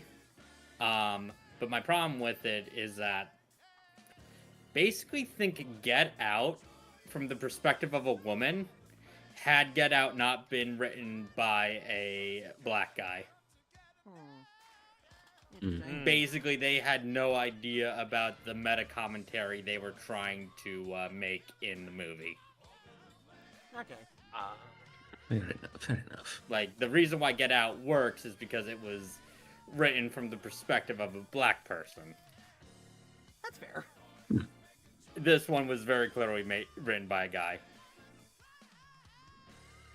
Now, if they wanted to go with that premise and wanted to see if they could find somebody that like understood that viewpoint but explained it better, that would make sense. But like, if you're just going off that, if you were going off by that all by yourself and thinking, Yeah, this is how no, it is, it's not. then It's doesn't not work. good. It does Yeah, not no, work. it is not a good movie. It's bizarre. It has a few what the f moments, but it is not good. Not good.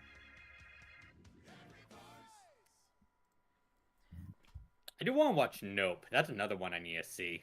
I've I heard hear good that things. one's I've heard good things about Nope. Yeah. You know what, Black? That's fair. Oh my god. That's Yeah. different. Oh God! Oh my Kill god. it with fire. Okay, so like, Black, I know you said that like gore bores you and stuff like that. Like, so I take it that you've seen like, did I tell you about like the 1988's The Blob? Hey, Tendo. Hello, Hello. Tendo. I don't know. I mean, you brought it up. Sorry.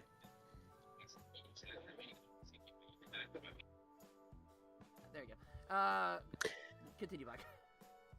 You brought it up a few times, and I did see snippets of it, but I never watched it in full. Which is fair. I will say, as a kid, like, I saw snippets of it growing up, and, like, they were just yike factor for me because, like, the team did a good job with, like, I think what really worked with the gore effect of this one is, like, the effect of what a human being looks like when it's being digested and being melted and being stretched is just, ew. See, if you want to know what type of horror I enjoy, Go for it, yeah.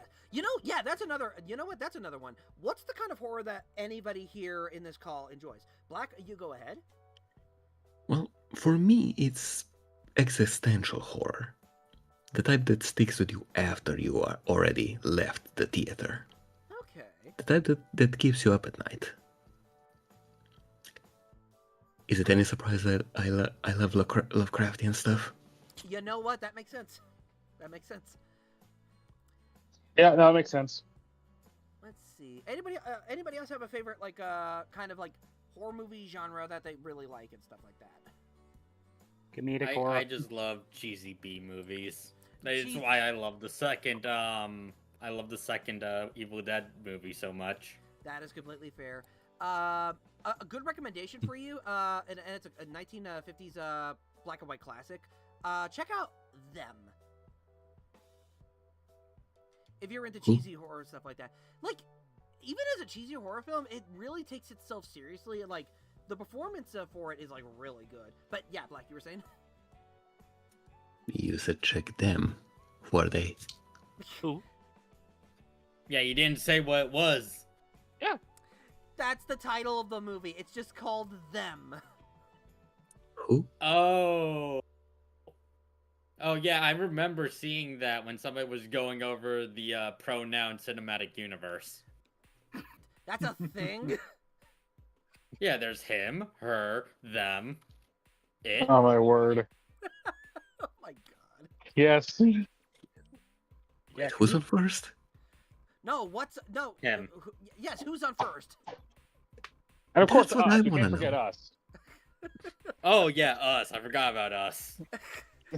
How could you forget? How could you forget us? I Who are mean, the you guys? crash was. I mean, the crash was 5 years ago. I had to let you guys go at some point. I have shit memory. Wait, we're dead? But we're Oh, dang, I can't believe we died. I still hear you guys now. Yep. Oh my god, we're exactly. Oh my god! Oh my god! We're cringe! God damn Well, it. yeah, it's kind of obvious. we got no. cringe. That means we are free. You know what? There is no. You know what? There is no I in us. However, there is several of them in Evid. I don't care how big the room is. I cast Fireball. Yeah. Oh my I god. love comedic horror because it plays on the horror tropes that a lot of people like. The original Scream was a big part of that, That, and I also like Tucker and Dale versus Evil because it takes the horror trope of the hillbilly killers in a creepy cabin and flips it on his head, where they're not actually trying to kill anybody. They're just dealing with a bunch of crazy teens who believe they're murderers. Yep. When it comes to horror... And for anyway, go ahead, Tendo. and for me, I'm not a horror fan. The one exception I usually make is for more psychological, not in the terms of Black, like I was saying, with the whole Eldritch, but more the one that more ends up utilizing the horror less for shock factor, because I am not a blood and gore fan, but more for character focus. What can be worked off of from the setup, you know, as opposed to just here's more blood and guts, because that's what turns me off the most horror. That's fair. Again, that's what the movie I was talking about would have worked out well. I mean, it would have been very, because keep in mind, this woman just lost her husband. I'm not sure if her husband looked like the dude she kept seeing all over the place, but it's like, it's like you could have used that for something. I'm saying there's a reason I'm a Danganronpa fan, people. Like, I'll be honest, I really have no particular favorite, like, genre of horror. All I know is that, like, I will test my limit of, like, what horror movie is in front of me. I'm like, okay, is this going to be a good horror movie? Is this going to be a bad horror movie? I'm testing it out. And I get to figure out, like, ooh, I don't know if I like this. And I just, like, I test it out. I won't do it all the time. I'll be humbly honest. But, like, once in a while, and, like, one of those once in a whiles is because, like, someone, like, watched it for me, inspired me to want to watch it after, like, showing, like, the gory part, like, either the gory parts or, like, the really scary parts, and I'm like, okay, I can brave this thing. And then, hi, Georgie. Hiya, Georgie. Hiya, Georgie. Hiya, Georgie. And, like, once in a while, I will brave on my own of, like, wanting to watch something. Like, one of those, of course, like I mentioned before, The Blob, the 1988 one. I really need to watch the 1958 one, because that's the original, and, like, the fact that, like, its 70th anniversary is going to be coming up in, like, its 70th anniversary? Hold on, let me do my math here correctly.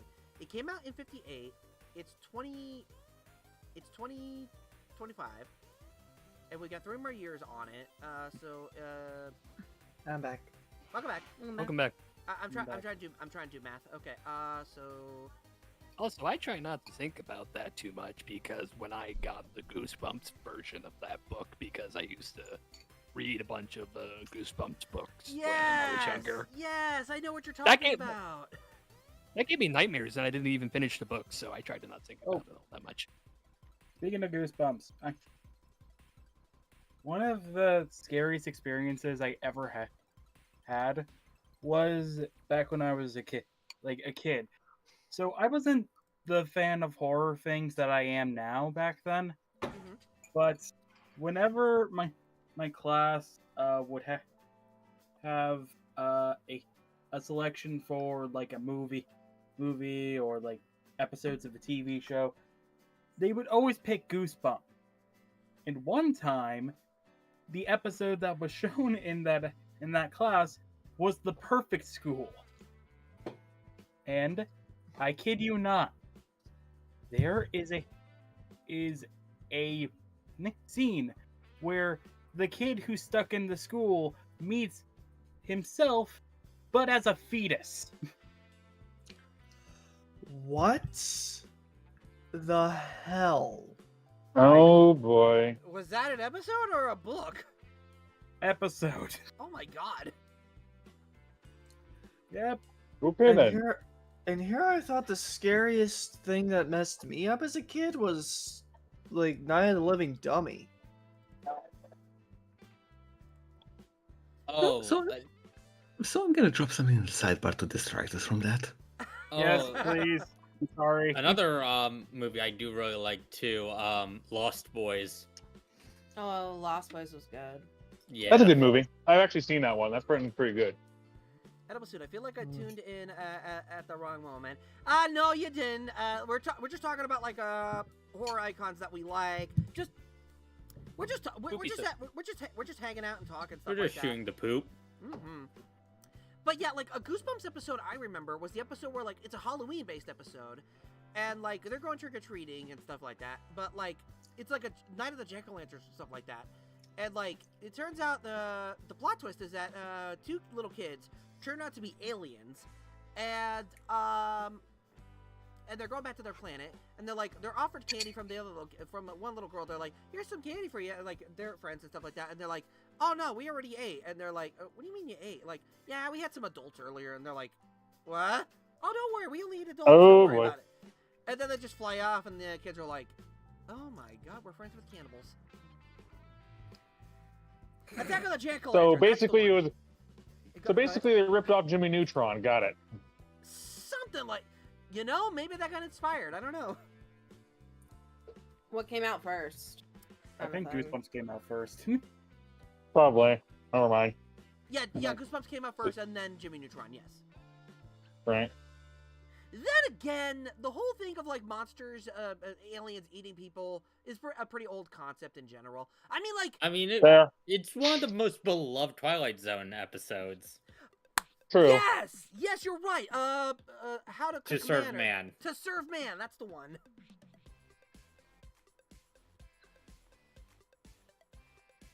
Like, I know it by reputation, and like I know the plot twist.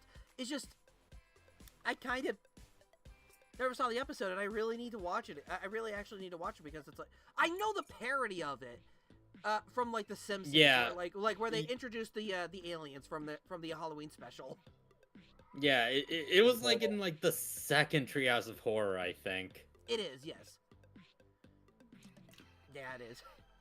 Because like the first one was like a fun fact, and like I didn't even think of this. I had to watch a video about it where like Treehouse of Horror started from. The first episode is when like the three kids, like Lisa and Bart, are in a treehouse telling horror stories. So Yeah, no, that's no, where. hold on. If that's the first episode, yeah, no, the aliens came from the first episode,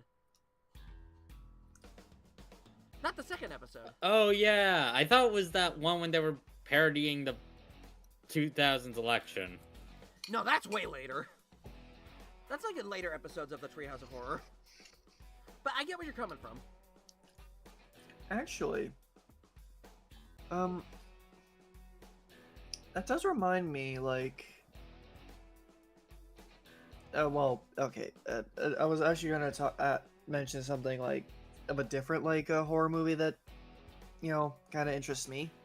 Didn't mess me up, but it's like it definitely fascinates me, and I do like it to this day. All right. Anyone remember Monster House? Yeah, I do. love that Yeah. one. Oh, Monster House. Okay, I know what you're talking about. It's literally a monster house. And like it ain't just a monster house. It is literally a house haunted and supernaturally mutated by the soul of a circus freak, Constance, who, because she was mistreated by kids in the audience, grew to hate kids with such a passion. She literally, like I said, haunted and mutated the house Nevercracker, her husband, was building for her to make her happy. Well, I don't think it was like it wasn't just little kids in the audience. It was like people in general that were making fun of her, which is why they got moved out.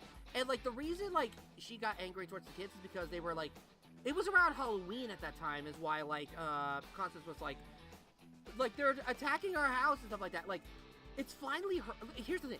It's finally her home. She's finally free from everything, and like she hates the fact that like something that she loves is being attacked. Where her husband's like trying to help her calm down, like, honey, it's okay. Nothing's gonna hurt you ever again. And that, like, it's sad because like the actions of our consequences of like trying to protect something we love or care about through a violent means ended up in a violent way, in a sad, tragic way, in a way, if that makes any sense. Death by long fall in concrete. Anyway, Fu, you were saying? I love how that movie's actually my favorite trope of the opposite of the twist villain, the twist hero. Yes! Also, like, oh, I forget his name, but like, the guy who plays Randall in Monsters Inc. Voices him, and it's actually kind of rare for him to play like a hero character.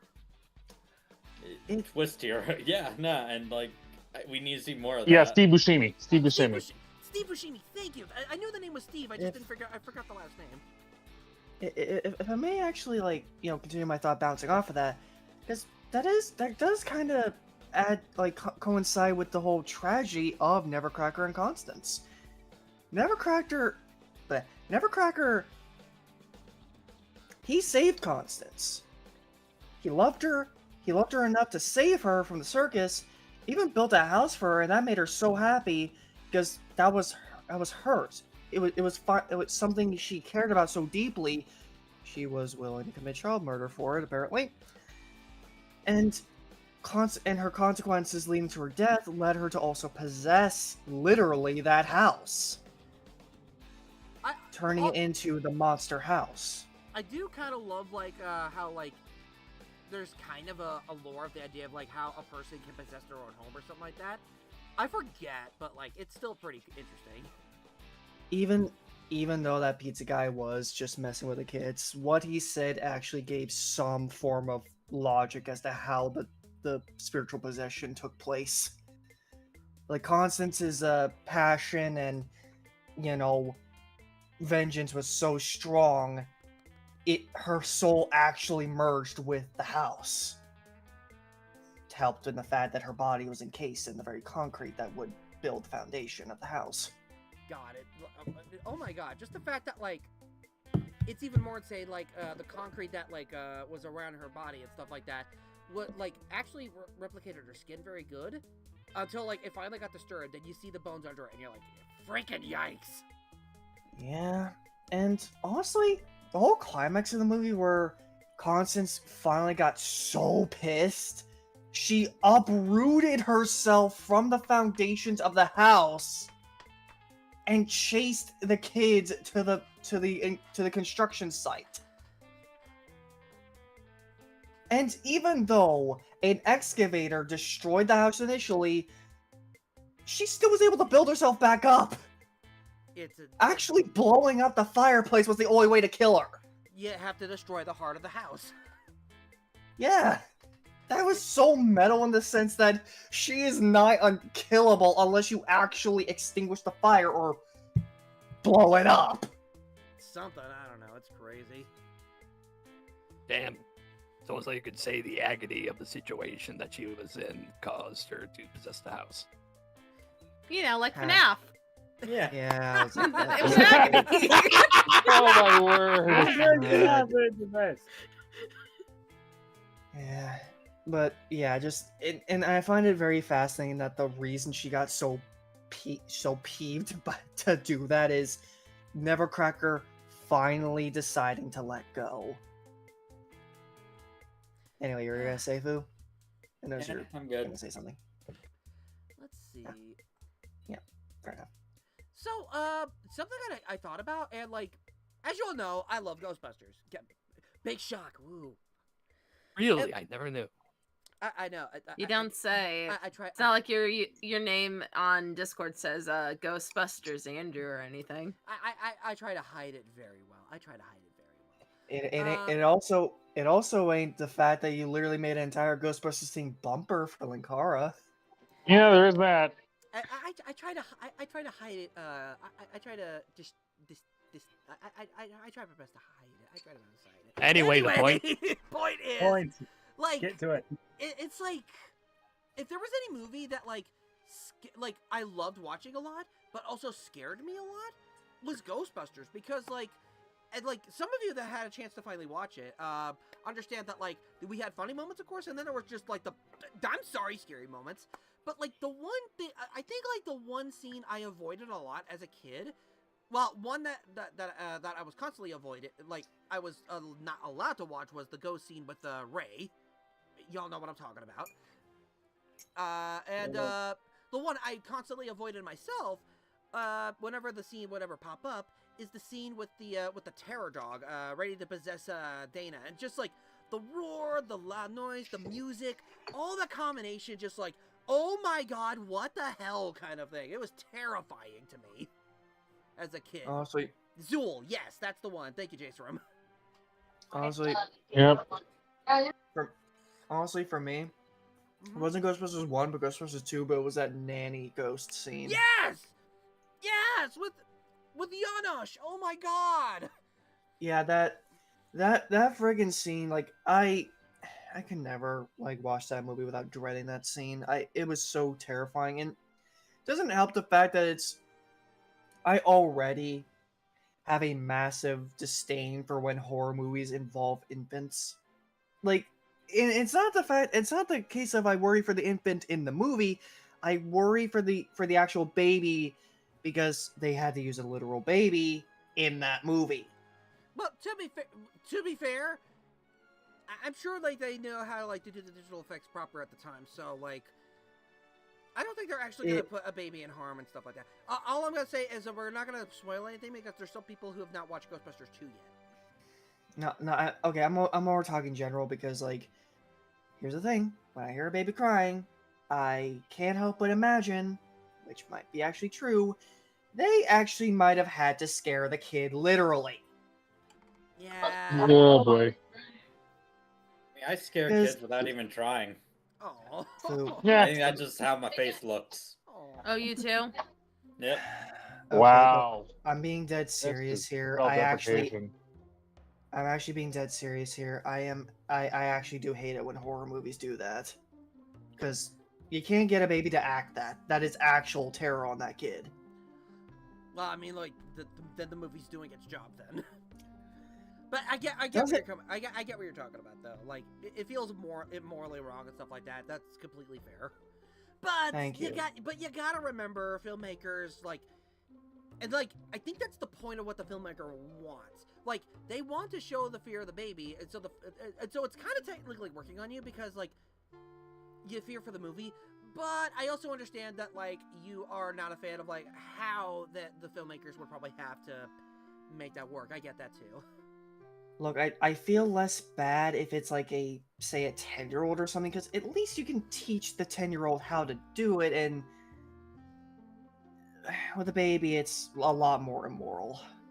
Then again, they probably honestly, how much would I bet that there's a day of shooting? They're like, okay, we're just gonna do this acting scene. Baby's crying. We need to see what this baby's crying right now. Okay, the baby's crying right now. We just need to integrate this in the scene somehow. And they're giggling and laughing. Dang it! I'm glad Oh you're my not happy. word.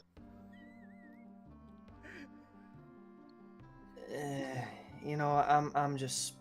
I said all I had to say. You get my point. I get your point. Let's see. And I'm gonna head on out. Hope you have a wonderful rest of the stream. All right, thank you so much. Okay. Okay, bye. Nintendo, you have a good night. Night, Good Tendo.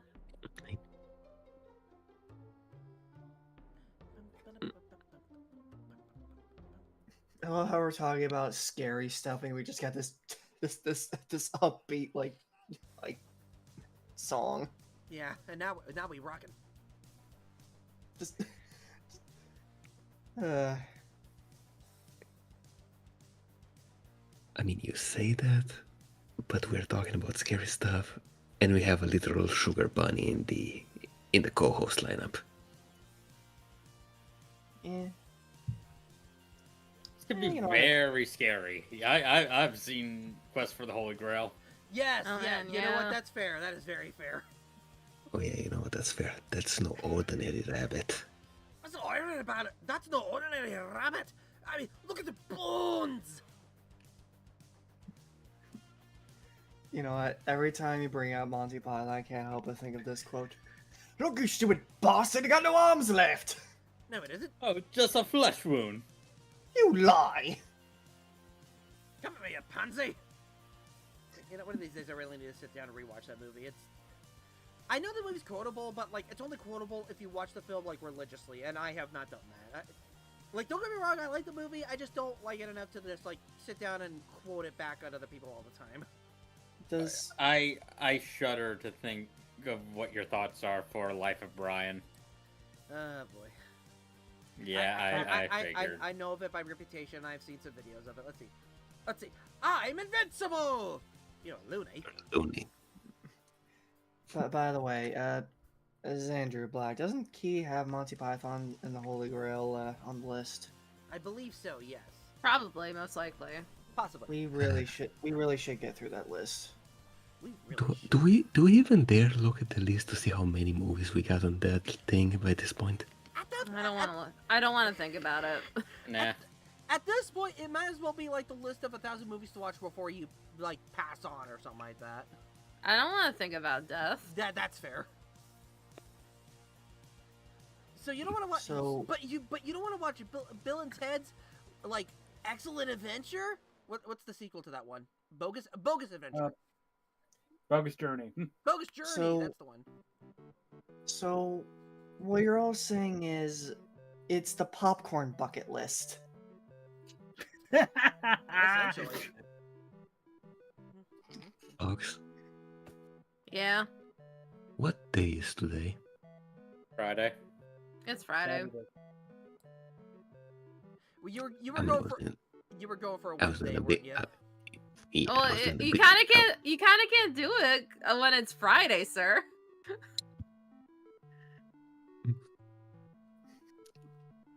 Well, I mean, Xandrew never streams on Wednesday. That is true. Well, yeah, because that's reviewers' time. That's reviewers' Well, No, time. Revere doesn't stream on Wednesdays anymore. Yeah, he's switching them like YouTube streams. He's switching them up on a Sunday because his work schedule is allowing him to do that kind of thing. Okay, let's all ignore the fact that that's probably news to me. It I don't happens. talk to the guy he's- as much as you guys do. He's been posting the schedule in both his server as well as both on Twitter and Blue Sky. Okay, this is more on me. I have trouble keeping track of reviewer's schedule on top of Xandrew's. That and here's the thing, like you gotta remember, like when I post my schedules and stuff like that, everyone has no priority to be like, oh, I gotta be on time, I gotta watch the schedule. Like, it's okay that you don't know the schedule and stuff like that because like you got your own life to lead and stuff like that. I thank you for like joining the streams and whatnot, but you gotta remember, I do this for fun, a little bit of profit, I will humbly admit, but like, and I do appreciate you being here, but like if you got other priorities and stuff like that, focus on those priorities first. Is all I can say. Xandrew, well, I appreciate the sentiment there. One, I want to be here, and two, kind of was just saying that, like, I wasn't like saying that because I'm stressing about it. I'm just saying that because, well, I guess I just have trouble keeping track of reviewer schedule sometimes. It happens. You know, I just Time is a made. go ahead, like, Time is a made-up concept anyway. That's kind of why I don't stream anymore. you know what's hilarious, and I'm mad at myself now realizing what I could have been doing for a stream. What? So you guys remember the Deep Sleep series that I played along with the Don't Escape series? Mm-hmm. Well, I bought the newest game, Deep Sleep Labyrinth. Hold on, what is it called? Deep Sleep Labyrinth of the Forsaken, and I'm mad at myself I haven't like sat down to play this yet or stream it. So maybe that's like something I might do next week. Hold on, let me check. Next week is next week's Halloween. Next week's Halloween. Ooh, if that's the case, and there's gonna be people out doing stuff, so maybe not stream on a Halloween night because like I don't know what everybody else's plans are. Xandrew, Fang, you wanna know what you Fang, could? Wanna know what you could do? What can I do? Since this is a horror game, Mhm. and you haven't played it, blind playthrough on stream, solo stream, no co-hosts, completely just unhindered experience. That way, you can kill two birds with one stone. That being not having to worry about people's schedules and actually getting to actually play it on stream on Halloween. That's actually three birds with one stone.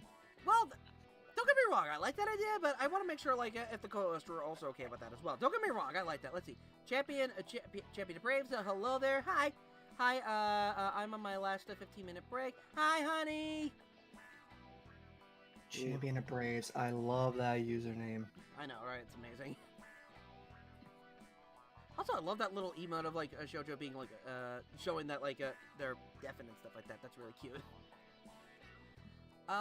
What's the word looking for? Ah, I just noticed the sleepy bunny. that is adorable. Sleepy bunny. But yeah, I mean, I don't mind. I don't mind. I don't mind not being around like on call when it happens. I mean, I'm the one who suggested it. But now that you put that idea in my head, I might consider it actually. Plus, let's be real. Plus, to be fair, to get my own reaction out of playing the game, it could be just as interesting in general. I don't know. I mean, it would. I mean, solo streams are a good way to actually get an unhindered experience for, just like things like a horror game, That's true. Speaking of solo streams, to anybody had a chance to watch, just to change the subject, I'm so sorry, but to anybody who had a chance to, what did you all think of my solo sing stream last week on Saturday? I didn't tune in for that, sadly.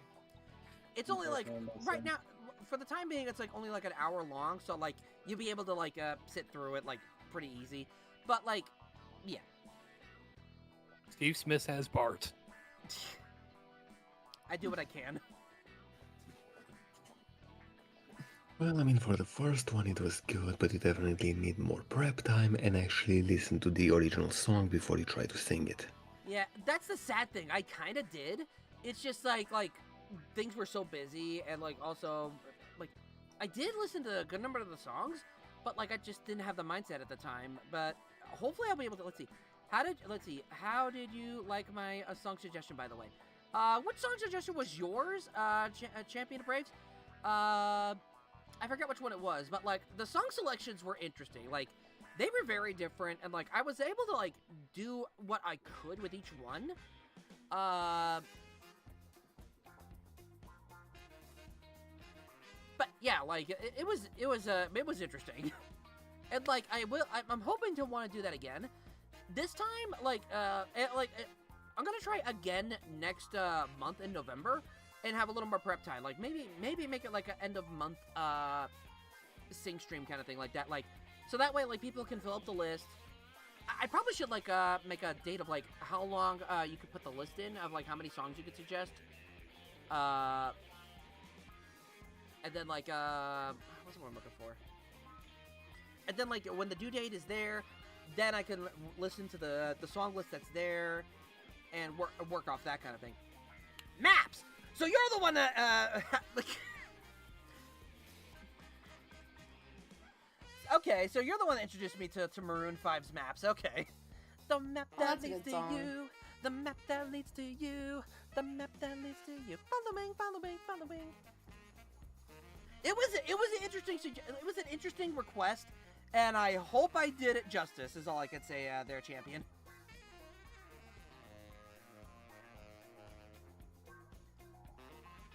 Like another, like there was some interesting selection of songs. Like the fact that I sang "Let It Go" was interesting. Is all I can say on the matter.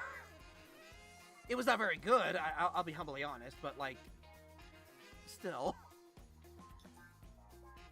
I'll be honest. I was kind of like with it being October and stuff like that. I thought people were gonna suggest like a few like Halloween-ish songs here and there, but like the suggestions that were brought in were just weird songs that was. Well, the closest thing to a Halloween-ish song I can think of is "Friends on the Other Side," so that kind of works. So, are you expecting like songs like "This Is Halloween"? Maybe, but there were also like I also threw in the request that like making sure like there were songs that had like karaoke tracks and stuff like that because it's easier to like sing along with and stuff like that. But like, what's the word I'm looking for? It semi-worked and didn't work. Let's see. Haven't actually watched the video, which is why I inquired about it. To watch that video, it is on Twitch, right on my Twitch channel. So if you want, you can go check that out around there. And like, there is like a list of songs that is introduced in the thing that where you could probably like find the song, and so I hope that helps. Excuse me. Also, for the Sing stream, first of all, I like to thank Black97 here for, like, I made my own stage, but then Black came in as like, hold my hold my drink.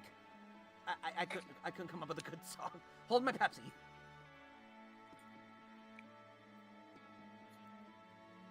Let's see, miss hanging out with you guys. I hope I can when I get a chance. I hope so too, honey. If I thought you would Go ahead. Go ahead. If I thought you would be interested in, I would have suggested Lemon Demon's Touch-Tone Telephone. Touch-tone telephone. Touch-tone telephone? Yes. I've never heard of that one. Yeah, it's kind of a meme song. But it also has that eerie vibe that would have fit the season.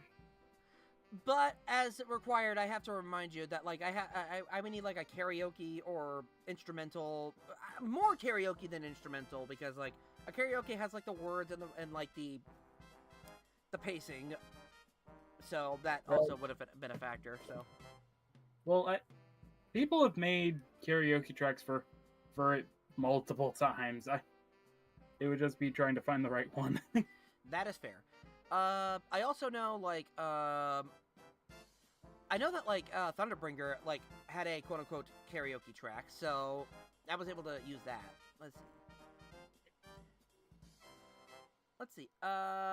Jonathan Youngs, if you were to do another Sing stream, Xandrew, besides not requesting songs you already sang, what would you recommend? Did any of the songs give you copyright trouble? Believe it or well, actually, better yet, it's probably best to double check just in case. Because last time I looked at it, it did look like I had a copyright issues.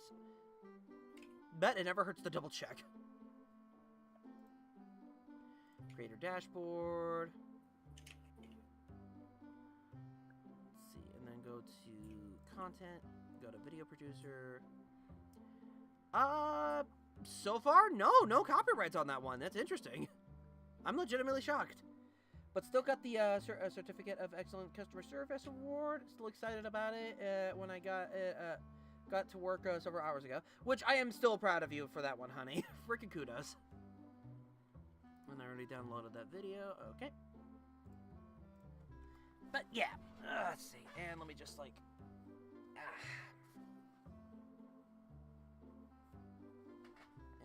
Let's see. I thought my songs would be the main ones to get copyrighted. Honestly, same, because it's Disney. Then again, like, I don't know what factor, like, stopped it to happen, but there you go. You know what's weird? Like, no joke. Anytime, like, any of the YouTube songs that I play, like, the background music you hear right now, somehow get a copyright strike from Twitch, but not, like, video game songs or like the songs I sang on the stream. Like, and what's weird is that like they swear that this was copyrighted from like another song from a video, even though that video used that very same song, claiming that it's theirs, and I'm just like, what the hell? Yeah, that's how copyright works, unfortunately. Sometimes people screw over other people, even if it is like royalty free. Exactly. Let's see. Oh, gotta go. Talk to you later. See you guys when I get home. Hi, honey.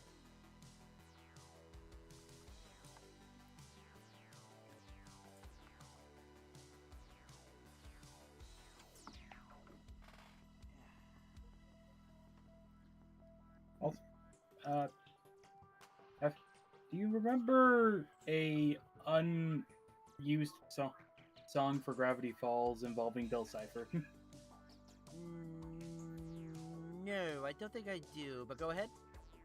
Yeah, going back to the Touch-Tone Telephone thing, the person who made it, who goes by multiple aliases, Neil Cicerega, he also did a song for Gravity Falls where he was basically from the perspective of Bill Cipher, and that's why a lot of the jokes that people have about Gravity Falls come from. Like, him like Bill turning your coffee into decaf. Yep. That's just mean. Yeah, but it's Bill. You wouldn't expect anything else. That's fair.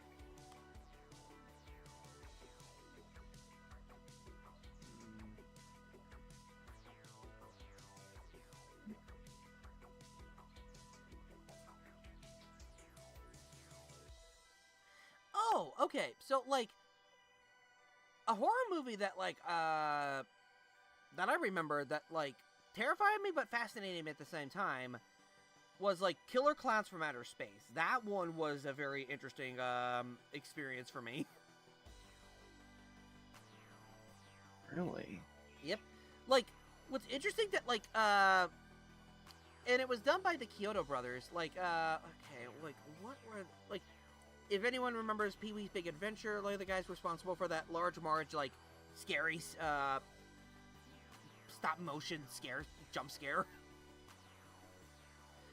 And, like, they've done, like, a lot of movies, so, like, just look up Killer Clowns from Outer Space, look up 𝐃𝐃𝐎𝐑𝐑 brothers, and you'll see their library of, like, films they've helped work on and stuff like that. Like, they've done fantastic work with this movie. Like the amount of passion they put on this is amazing.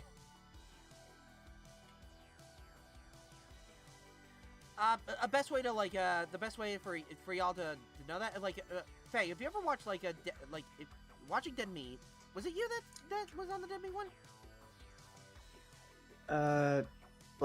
No, Xandrew. I know what you're talking about. I watched the Killer Clowns from Outer Space before. Oh, okay. I just wanted to make sure. That's my bad. Why'd you single me out? I don't know. I don't know. To be fair, you seem to like the less likely person to watch the movie. Just because I'm under a rock for some, if rarely most things, doesn't mean I'm always under a rock. That's fair. By the by, it was me that was talking about Dead Meat. Thank you. Okay, I'm sorry. Y'all too young. Y'all too young for me to tear apart. How old are you? Oh, that old man. I'm getting the drill. How old am I again? 35. Tell me a story, Peepaw. About the war. About the war. You're only 7 years older than me. You're not that old. I still have seniority over you. Well, I mean, by the internet standards, all of us have a senior membership. Yeah, but I don't want to think about that. Yeah, I'd rather not think about I was old enough to actually make an account. Yet despite being the oldest one of us, you still don't have a driver's license. I don't have a driver. Is Andrew. Yes, yes, Shoujo. You may have seniority over her, but I have heard many things from her. So she keeps you in your lane. So what does that say? I don't even know what you're talking about. What?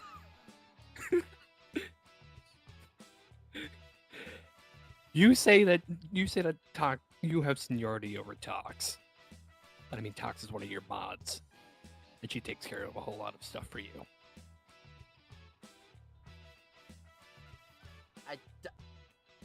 Huh. I don't know. You got me in a box. I mean, technically, when you said you have seniority over someone, you were talking to me, not to talk, so... Exactly, that's... yeah. Ow! What the... Why? Ow! So I don't mean. need you to be a crybaby. I need you to be a trybaby. Yeah. To be fair, Xandrew, you kind of dug your hole. You kind of dug your hole this time. With these claws. And that jackhammer behind you. That's not a jackhammer, that's Dora. Are you saying she doesn't have that function?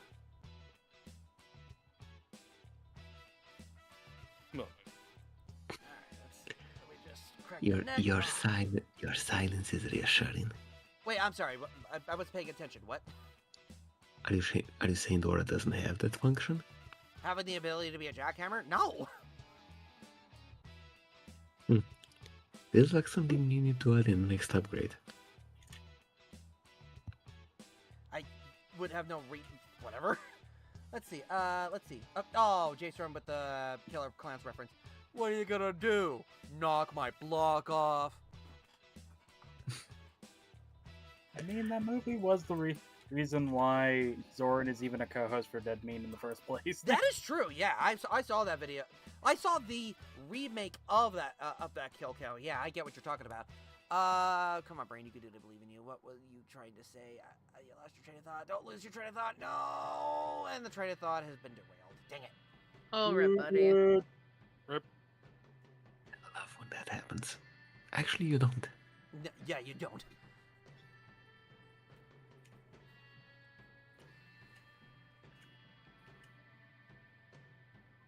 No one ever does, do they? Nope. Nope.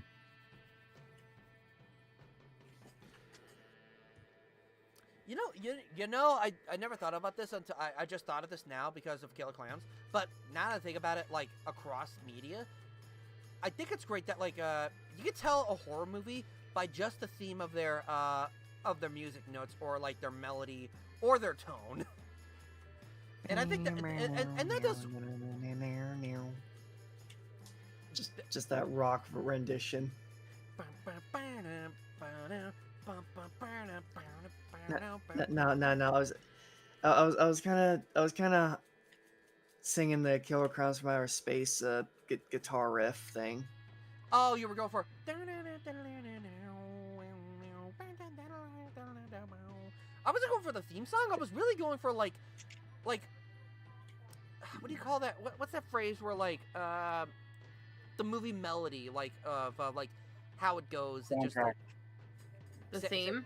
The theme. Thank you. As it's going through across the film, kind of thing. And like it's really good. Like, okay, like I love the fact that there are movies that like you could tell what they are just from the theme of their song. Like of course there's Jaws. Dun-dun, dun-dun. There's the Ghostbusters. I know there's like the theme song, but there's also the.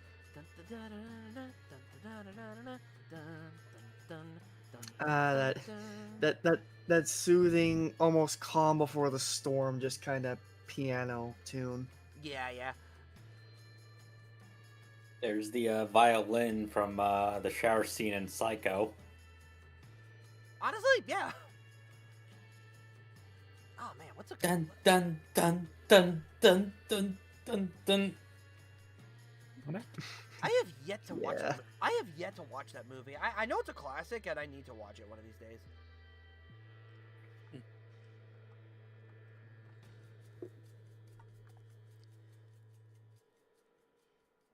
I mean,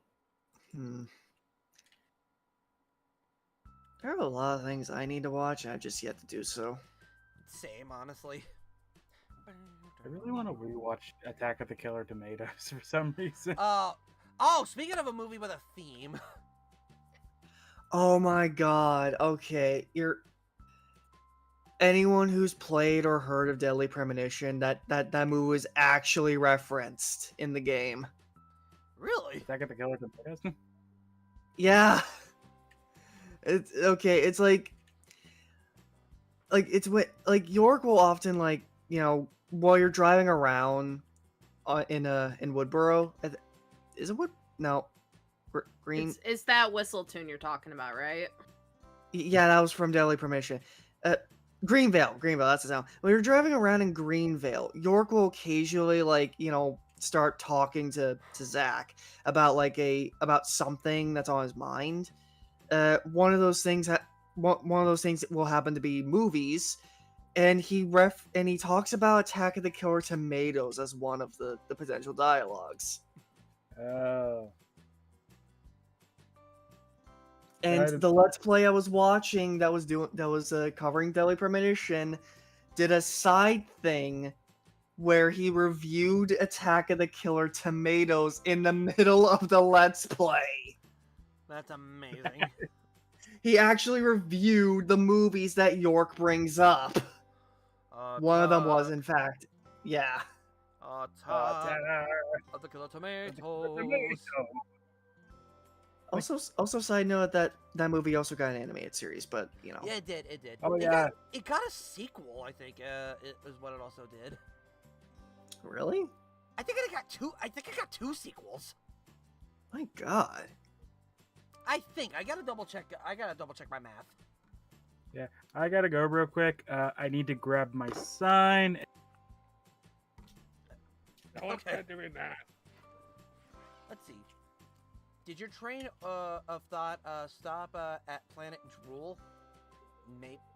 Oh, is that a Lava Boy and Shark Girl reference? Shark Boy and Lava Shark Girl, Girl, yeah. Shark Boy and Lava Girl. Oh, I got those backwards. I'm sorry. Shark Girl. Oh my God.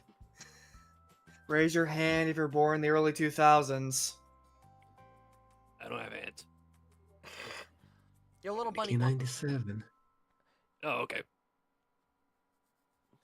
90. Oh, for a second I was about to go. 93. I think you're the only one other than Darius. Yeah. Shit. 96. Well, crap. Huh. So yeah, just raise your hand. You're the only one right now. Because Darius is AFK. I'm Crap. back. Speak of the devil. What were you guys Eric- talking about?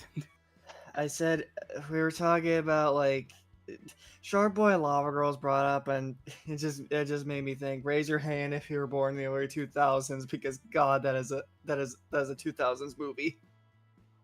Yeah, definitely. Both that and the Spy Kids trilogy. Yes, I said trilogy. I mean, they made We're more definitely Spy. 2000s. Well, they made more Spy Kid movies after that, I believe. Yeah, but they weren't in the They early didn't. 2000s. I watched the Uh-oh. 4th one and it wasn't that good, to be honest with you. That's a shame. But I I didn't will like it. say,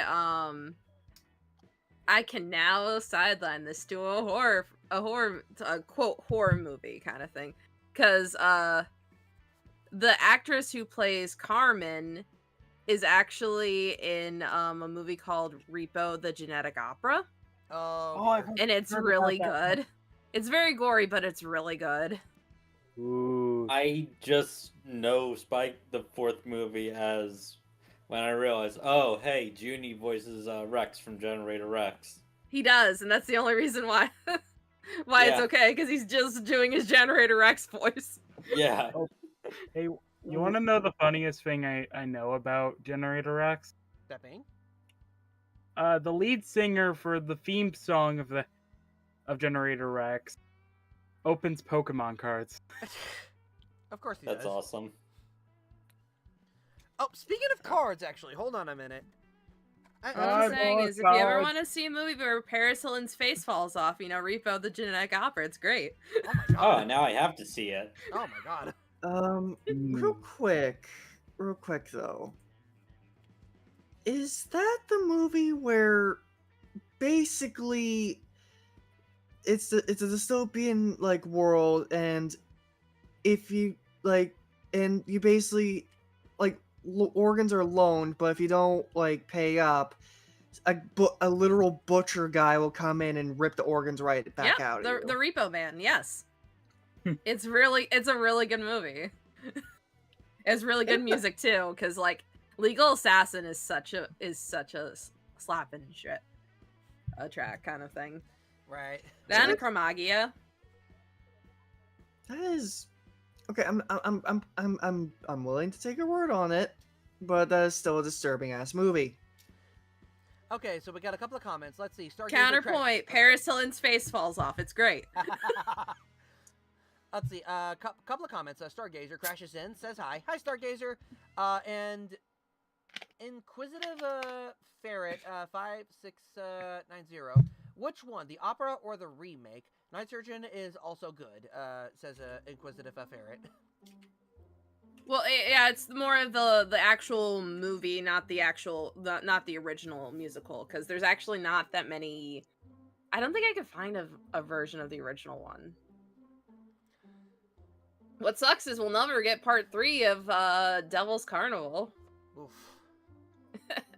It leaves it such a huge cliffhanger in Hallelujah.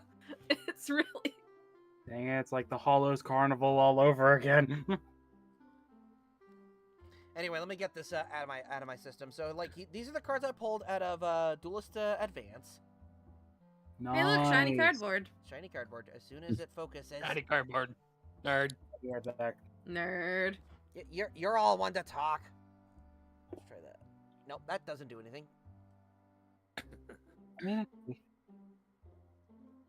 Oh hey, Foo, it's that set of cards that you said. Stream. Oh no, the fingers are attacking. Wait, what? Oh yeah, the Fang archetype. There we go. Okay, okay, I'm putting a kibosh on that. I don't even like that archetype that much. All right, fine, fair enough. All right, and then I got this guy.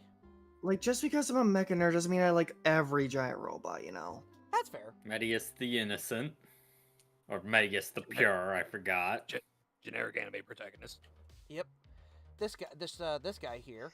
As soon as the thing likes to focus, come on. Oh, that is too shiny for me to see. There we go. Huh. Don't you have like a camera that you had specifically for like dueling and hand camera? Maybe that would have been easier than just to shout it in our face. Unfortunately, that camera's not working anymore. Oh no! Oh no. R.I.P. Yeah, R.I.P. Let's see, and then we got the Lunalite Gold Leo. Nice. Shiny cardboard. Shiny cardboard. And my only this prismatic card here. Sports.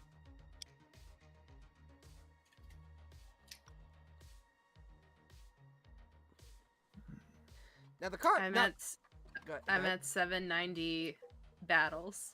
You could do it, Tox. I believe in you. Pain. Now the cards, I am super happy that I got out of this set, and I was able to get 3 of each. And I'm gonna have to get used to when I get a chance. Are these 3 generic? These are common cards, and that's a sin in of itself. Are these guys? Super Quantum Black Layer.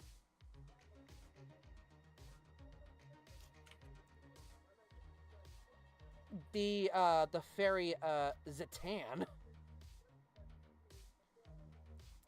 And a quick spell card, I'm not gonna lie, is actually kind of OP if you play it right. With 3 really good effects, in my humble. Well, the first one, it's debatable, but like the other 2 are actually really good. Oh, it's a good thing that this deck is in your hands, so you're never gonna do it properly. Ouch. Hey, Tox, real quick, what mega do you main?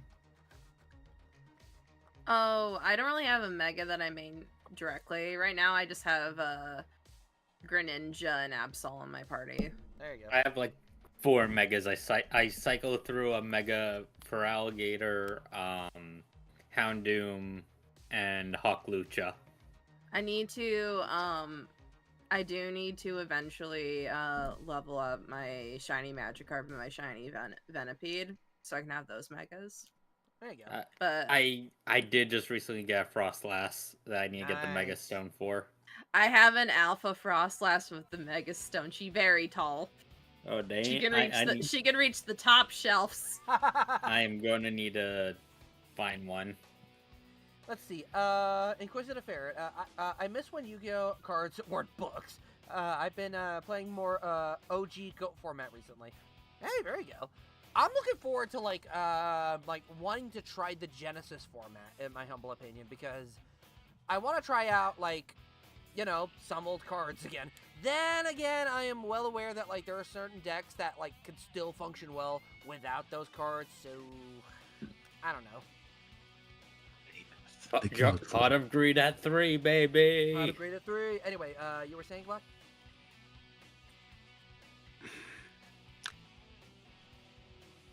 Ah yes, the GOAT format. also known as the normal monster beatdown, the strategy. Oh, jeez. Inquisitive I Fairness. really wish is they'd frickin- just bring Rush Duels to the States. I want Rush Duels to come to the States just so I can have like the heartbeat cards, but you know what I mean? Yeah. I mean, you can technically play them in Duel Links.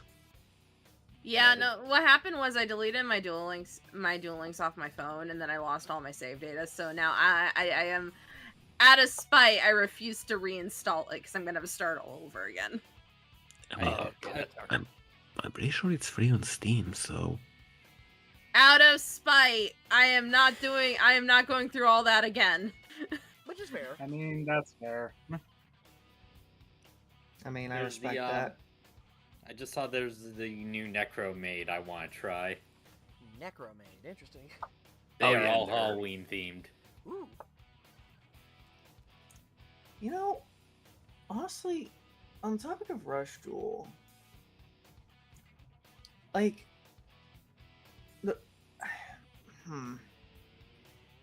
the reason I really want to actually get a proper release in the States is because there's so much I could probably do with it if I actually just hunkered down and actually build a proper deck.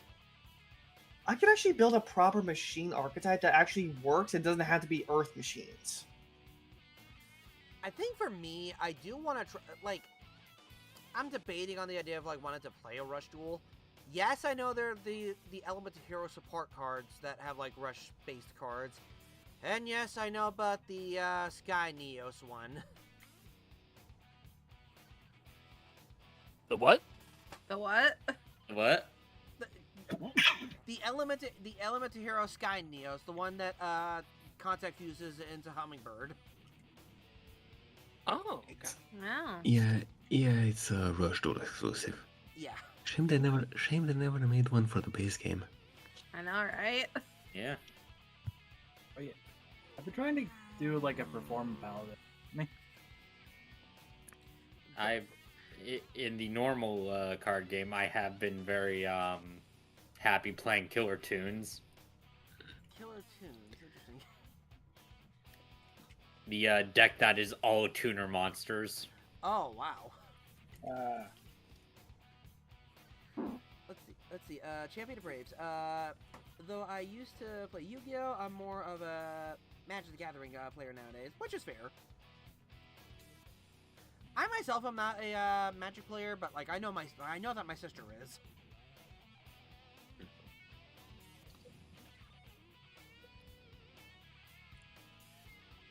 So what's wrong with the Earth Machine archetypes, Fang? Nothing. It's just there's barely any machine archetypes actually work well that aren't Earth machines.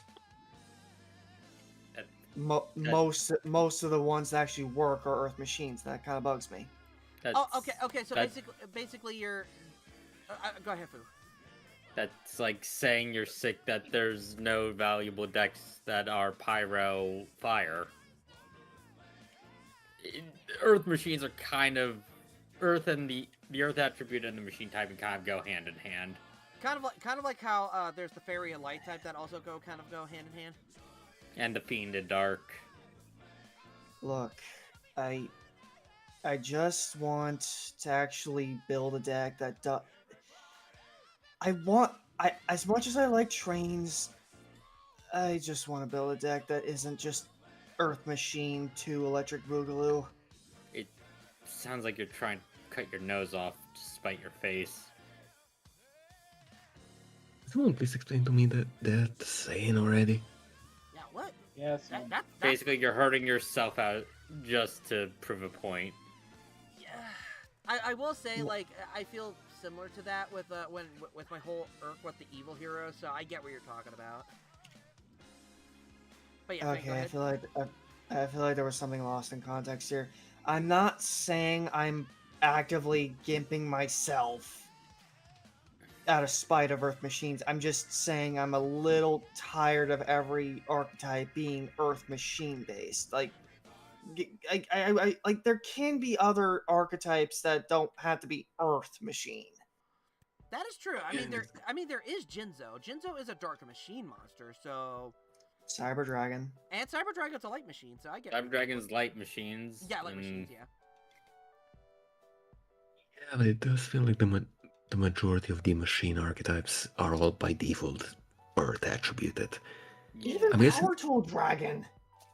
I'm Yeah. guessing what Fang is asking for here is, okay, I want a machine archetype, but please use a different attribute for once. There you And that's also good. That's also a requirement. That's also good. And that is also good.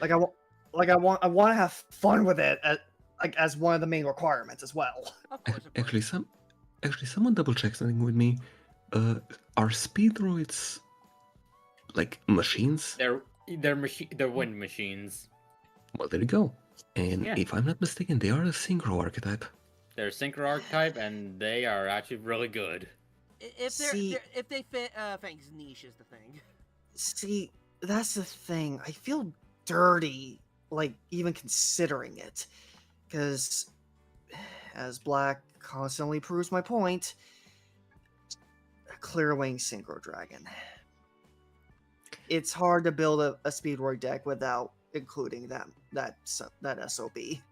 Because the Speedroids were specifically made to support that dragon.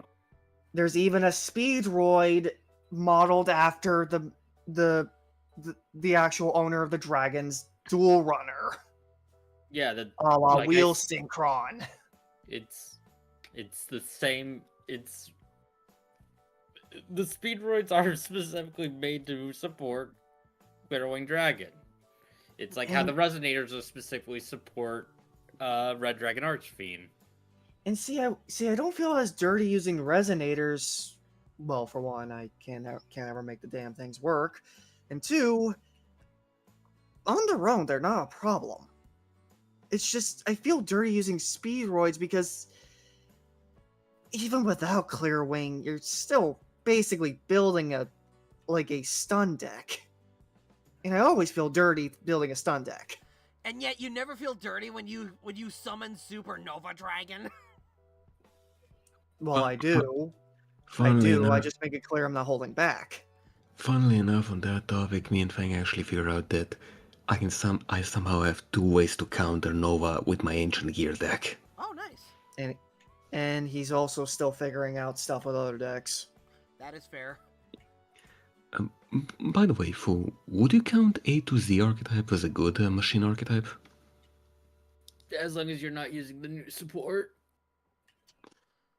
Yeah, because they are light attribute machines. What's wrong with the new support, if I may ask? It's not great. It's a lot of work for not good payoff. Oof. I have to agree with that one. The OGs are actually somehow better. Yeah. Okay, but I'm gonna need a little more context, though. I'm not reading out their effects. You're just gonna have to look it on your own. Yeah. If you want, I can send you the wiki with the entire list of the monsters you can check. No, I just a simple TLDR is nice, by the way. I I wish people didn't get sent over. It's And- I don't think a TLDR is gonna be the best way to do so. Fang. And that's fine. That's fine. I'm just emphasizing that I'm a little tired of constantly being sent a wiki page when all I ask is either can't explain it in TLDR or just a TLDR. What's great about that is, okay, so weird comparison. If the Yu-Gi-Oh card is the book, that means the Wikipedia card, the Wikipedia article is the college campus you gotta look up the info for. I don't want to think about that. Well, too Oh, late. I put that in your brain. No, My brain is already shut better. off. Even better. If a single Yu-Gi-Oh card is the book, an entire deck is a whole damn library. You know what? You know what? Fair. Fair comparison. A single 60-card deck is the library. It's a tiny library. That's a tiny library. Let's be real. Well, actually, no. Like talks, like weird thing to say, but like a 40 deck would be the size of my library. A 60 deck would probably be the size of the main HQ, of our system. So, it's the best way I could compare and contrast. Anyway, so tiny let's library. very tiny library. Yeah, it's honestly a very small one. Yeah. Anyway, so let's. Okay, so we're on the subject of Yu-Gi-Oh stuff like that. So now here's a question: what's a Yu-Gi-Oh monster that, like, if it came to life, what would be the Yu-Gi-Oh monster you'd be outright afraid of? Oh boy, that's a Frog long slime. way. I have a special announcement to make for you all. Oh, Mm-hmm. You're a bunch of nerds. Yes. Hi, Georgie. yes, hi, Georgie. Hiya, Georgie. Also, thank you, Lumi. Okay, I get the toad slime joke there, fool. Oh, toe slime. Okay. Okay, honestly, King of the Swamp. That guy's just freaky. That is fair. Also, welcome back, Lumi. I just need to clarify one other thing. That being. Tox is not a nerd. Hey. Fun. I get special treatment. Well, that just means you're an outlier. No, come on. Okay, then I can just leave. I'm joking. Let's see. Ooh, oh my god, Farrah, you are correct. Jiro Gumo. Oh god. You know, that's You're not only even the saying worst. that because you're afraid of spiders. Yes! Okay, you know that's not even the worst arachnid in the game, right? Like, are we just gonna ignore the Earthbound Immortal spider, Uru? Or the kaiju. Oh! Or the 3-number spiders? Why do you remind me of these things? Isn't there a gimmick puppet that's basically just a spider-esque looking thing? Double checking that No. one. No, there isn't. Let's see, Exodia, the Forbidden One, Toon World, the Forbidden Immortals, and Weevil's Bug Monsters. You know what, Fedora, those are very fair. Also, hi, Fedora. Would a No, I don't think there is. Would a spell or trap card count? You know what? No, exclusive. Actually, you know what? I mean- I'm gonna say spell. Yeah, you know what? Spell cards have like context of like pictures and depictions. They're kind of like, when you think about it, spells or traps are stories of not just like items and stuff, but like the stories in those cards explaining a situation. So yeah, go for it. Bottomless trap hole. You know, that's fair. That is very fair. You know how much? You know how much you just expanded my list here, Xandrew? By a lot, I bet. Actually, Black, I'm gonna expand it even further. What's that archetype called? That's part of the World Chalice wider archetype.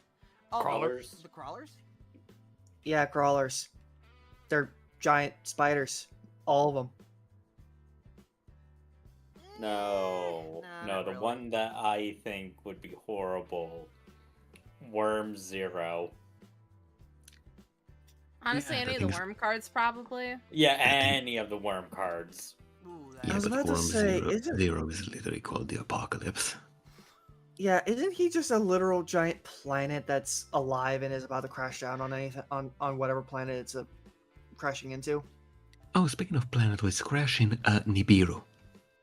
Oh my No. god, a giant rock! No, I love the giant rock. I need a rock. I mean a big ass rock. Though if I actually have to name an archetype, freaking Time Lords. Enough said. They're, Wait, they're are we- splitting faces. Why are we talking about Doctor Who? Wait, what are we talking about now? The archetype that's scared. I'm not human in that joke. But yeah, I kind of get. Actually, Black, explain why you're not like why you be afraid of like if you ever encountered a Time Lord. Because unlike Doctor Who, those guys are actual chronomancy manipulators. Ooh. Oh no, I know what are the archetype that this group would be afraid of. Vylons. Why? You're going to have to deal with geometry. Oh, dear god, geometry. Oh no, geometry. Oh, Fool. I model stuff in Blender. I deal with the geometry on a regular. Okay, the math mechs. I literally used that archetype. Oh, well, there you go. But still, for me. Okay. Okay. Okay. If we're talking archetypes, would we be afraid of just if they existed? Oh boy. Not gonna lie, gimmick puppets. I would literally grab the nearest pistol if I ever saw a mob of those things approach me. You know what? Fair. No, I think the specific one has to be cattle something. Hold on. Like I'm already afraid of like ventriloquist dummies and creepy mannequins as it is. I don't think I need to tell you that I wouldn't be shooting the puppets if a mob of them showed up on me. Oh yeah, gimmick puppet cattle scream. Gimmick puppet cattle scream. Honestly, Fang, by that logic, you would be afraid of the bygone cog giant that is Ancient Gear Golem, and the rest of his army. Okay. Oh God. No, look, the Ancient Gears. Okay, Black, the Ancient Gears don't terrify me. What terrifies me, like, okay, let me. Oh my God! Yeah, no. If that thing was charging at me, ugh. Okay. I got you. But Let me- go ahead. Let me remind you of one of the Xyz cards, Grinder. That thing is a giant gimmick puppet with a giant grinder in its chest. I would not imagine. I could easily imagine if the gimmick puppets were an actual malicious entity that they grind up their victims into Grinder and potentially use their parts to make more of themselves. Are we just gonna ignore the fact that the base golem is the size of a skyscraper? Making Chaos Wow. Giant kaiju sized? Ancient Gears don't terrify me. I'm literally talking about the literal living mannequins that are gimmick puppets. Yeah, I can see where Fang's coming from. From just seeing gimmick puppet cattle scream just terrifies me. I just remembered an archetype that actually scared me, like visually. Hold on a minute. Okay, so, but talk amongst yourselves. Let's see. Okay, fair enough. From his perspective, I get that. But Jesus Christ, you wanna know what I call gimmick puppets? What I see in the bathroom mirror at night. They're not scary to me. To you, to me, if like I'm talking if they were like a real entity, like a real mob of entities that amalgamate themselves into horrific abominations. Yeah. Ooh. Yeah, I would literally sooner. I would sooner do the thing that I can't say on YouTube, let alone Twitch, than let those things anywhere near me. Oh no, I just saw one. One of them looks like Madton Neo. Predator plants. Oh God. Yeah. And that's just the Amazon rainforest in a nutshell. Not that scary. Okay, I remembered what I remembered what archetype. Hold on, let me. As soon as the internet decides to not be a butt to me. Easier said than done. Okay, it's not this one. It's not this one. It's not this one. It was this one. Copy image and paste it in the sidebar. Oh yeah, the outer entities. Yeah. Oh yeah, the Elder Gods. Oh yeah. Like no Oh my joke. Like when I God. pulled that card out of the pack and I saw that, I'm like, what is this?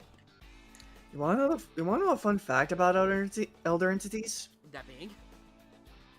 I don't know if it was China or what, but they are made from Japanese artists.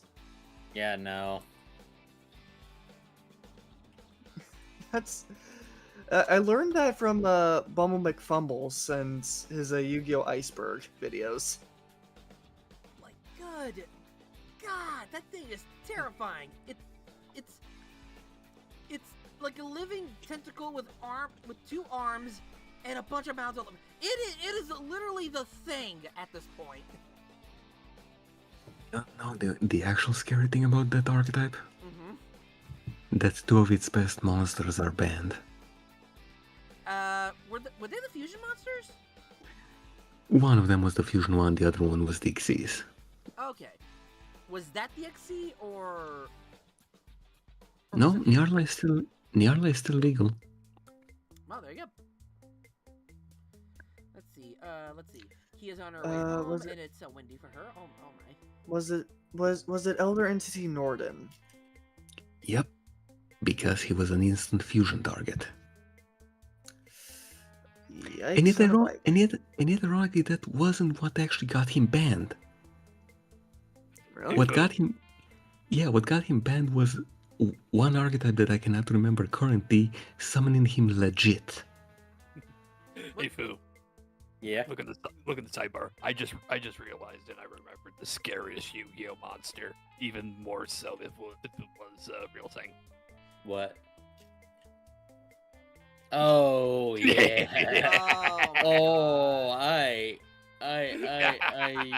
Trauma. Yeah, that's trauma there. Oh, come on. It's The just a literal coffin sen- with some goth makeup. The literal sentient coffin scares you? Have you tried playing against it? You know what? Fair. Yes. Yes, and I ran circles around it with Synchrons. Mainly with Supernova. I'm not scared of those things. Well, there you go. The joke has gone over his head. Like, Supernova runs circles around Fiendsmiths. I'm sorry. Let me think here for a minute. I had a thought, then I lost it. Oh, you know, like, okay, so we talked about like things that scared us, but like, what are horrific things that you consider freaking awesome?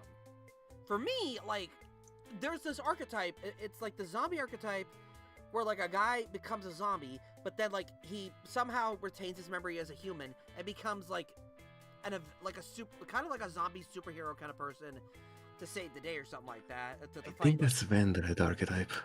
That's probably the one. Yes. Oh, God, I really want to try that deck. You know, one of these days I probably should make that deck just for the fun of it and to test it out and see like how well it does. Also because it's technically like it's one of the rare ritual monsters that like have like really good. I mean, like, to be fair, there's some really good ritual monsters out there, but this one I'm kind of gravitating towards a little bit. So there you go. Now, does it have to be for the archetype itself or for its lore? Either or. Honestly, to avoid going with the obvious with me, which would be Synchrons, for lore reasons, Cyber Dragons. Okay. The lore behind them is that a German scientist built the original Cyber Dragons. Hence why a lot of them have are the German words for numbers instead of just the numbers. Right. Einzwei, yeah, that sort of thing. Right. And as time went on, they would get bigger and bigger, thus giving rise to Cyber End Dragon, and well, then you get to the lore of Cyber Dragon Nova, and by extension, Infinity. Because Infinity is just Cyber Dragon Nova with its nuclear reactor core melting down. Oh, fun. Yeah. Funnily enough, one part that you actually forgot to mention in the beginning, Fang, the German scientist did so because he was trying to essentially recreate the legendary power of the Blue Eyes White Dragon. Interesting. Which is even better. And eventually, I think his legacy would live on and succeed as you get to the far future, where another scientist would, I don't know if it's a descendant of that scientist or what, but he would pick up the project again and make the line of cyber dragons, one of them being Cyber Dragon Seeger. Funnily Seeger, enough, I barely know her. that is what the original Cyber Dragon was supposed to look like. It's just technology wasn't advanced enough. Yeah. And in that far future, Mega Fleet is apparently just an upgraded Fortress Dragon. Surprisingly enough, just point is, the lore behind Cyber Dragon is what fascinates me the most, and the more I learn about it, the more I'm interested in just the sense of a scientist just honestly wanted to make the perfect dragon that rivals Blue Eyes. They dreamed By the way, in that same... Sorry. No, go ahead.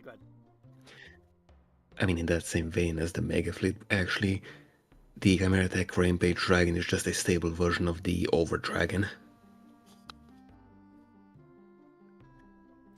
Also, just to get this reference out of the way, they believed to have created the strongest dragon, and they succeeded.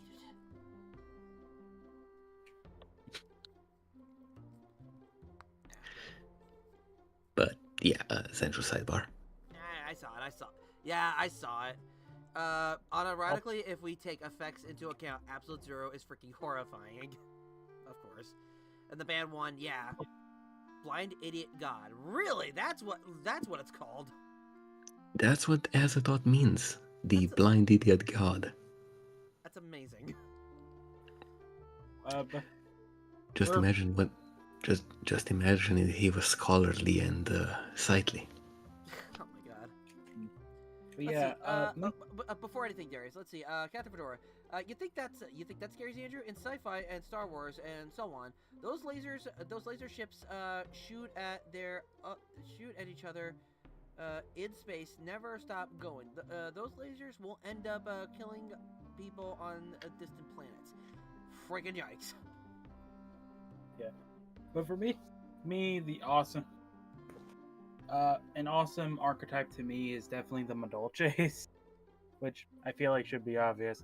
But if you really think about it, the fact that something so cute can be so deadly, it just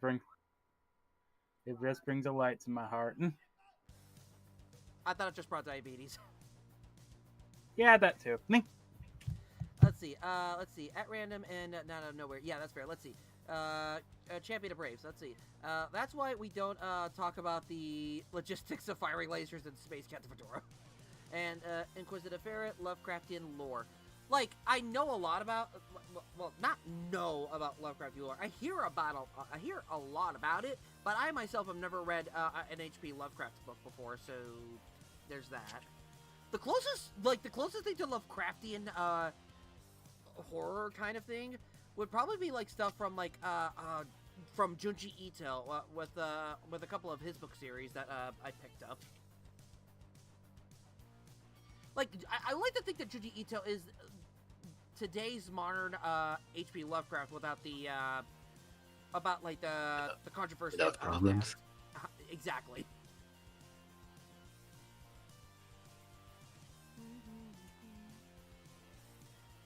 Also, oh good God. Yeah, but... By the way, are we going into overtime? Oh shit! Wait, is it? Oh, whoops! I'm sorry. I was still having fun talking that I completely spaced. I'm sorry. Let's see.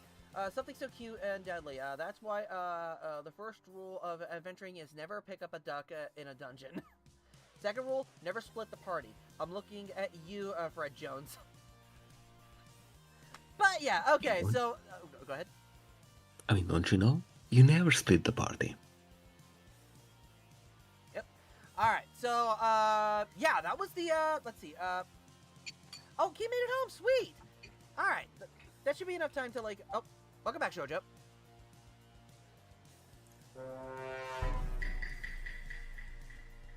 Scary. Anyway, But yeah, we're just about to end the stream right now, honey. So let's see. Inquisitive Fair. So somewhat I think. I don't know much about it, but one of the hallmarks of Lovecraft is cosmic horror. It touches on a lot of different themes. That is true. The closest thing to Lovecraft I've ever like gotten close to is technically Junji Ito, but also with Doom: The Dark Ages, with the cosmic horrors that we got to witness. It was interesting, is to say the least. I'm gonna peace out. You guys have a good night. Yeah, I gotta go. Yeah, we gotta close out the stream. So you have a good night, Talks. All right, with that said and done, guys, I just want to say thank you so much for watching, and I'm losing my train of thought here. Oh yeah, before I go, I like to thank everyone who was here. I like to thank Fu. I like to thank Shoujo who was here. I like to thank Lumi who was here. I like to thank Indy who was here. The Tendo who was here. Tox who was just here. I like to thank Black97. I'm here. I like to thank Fang. Always a pleasure. And I like to thank Darius. Thanks. But real quick, tomorrow, hopefully, I'll be a certain great skeletal bum will be reviewing something related to something that should have happened weeks ago. And in terms of next month, I'm gonna hopefully get back on schedule, and you might be seeing a Lightning Bliss review. So stay tuned for that. All right. With that said and done, I will post a schedule for next week when I can. And tomorrow on Twitch, I'll be doing a Helldiver stream. Just might as well just say doing Helldivers, just because. Also want to check out the buffs that they recently updated on. So looking forward to that. So with that said and done, I just want to say thank you so much for watching. May God continue to bless you. You all have a wonderful night. And yeet!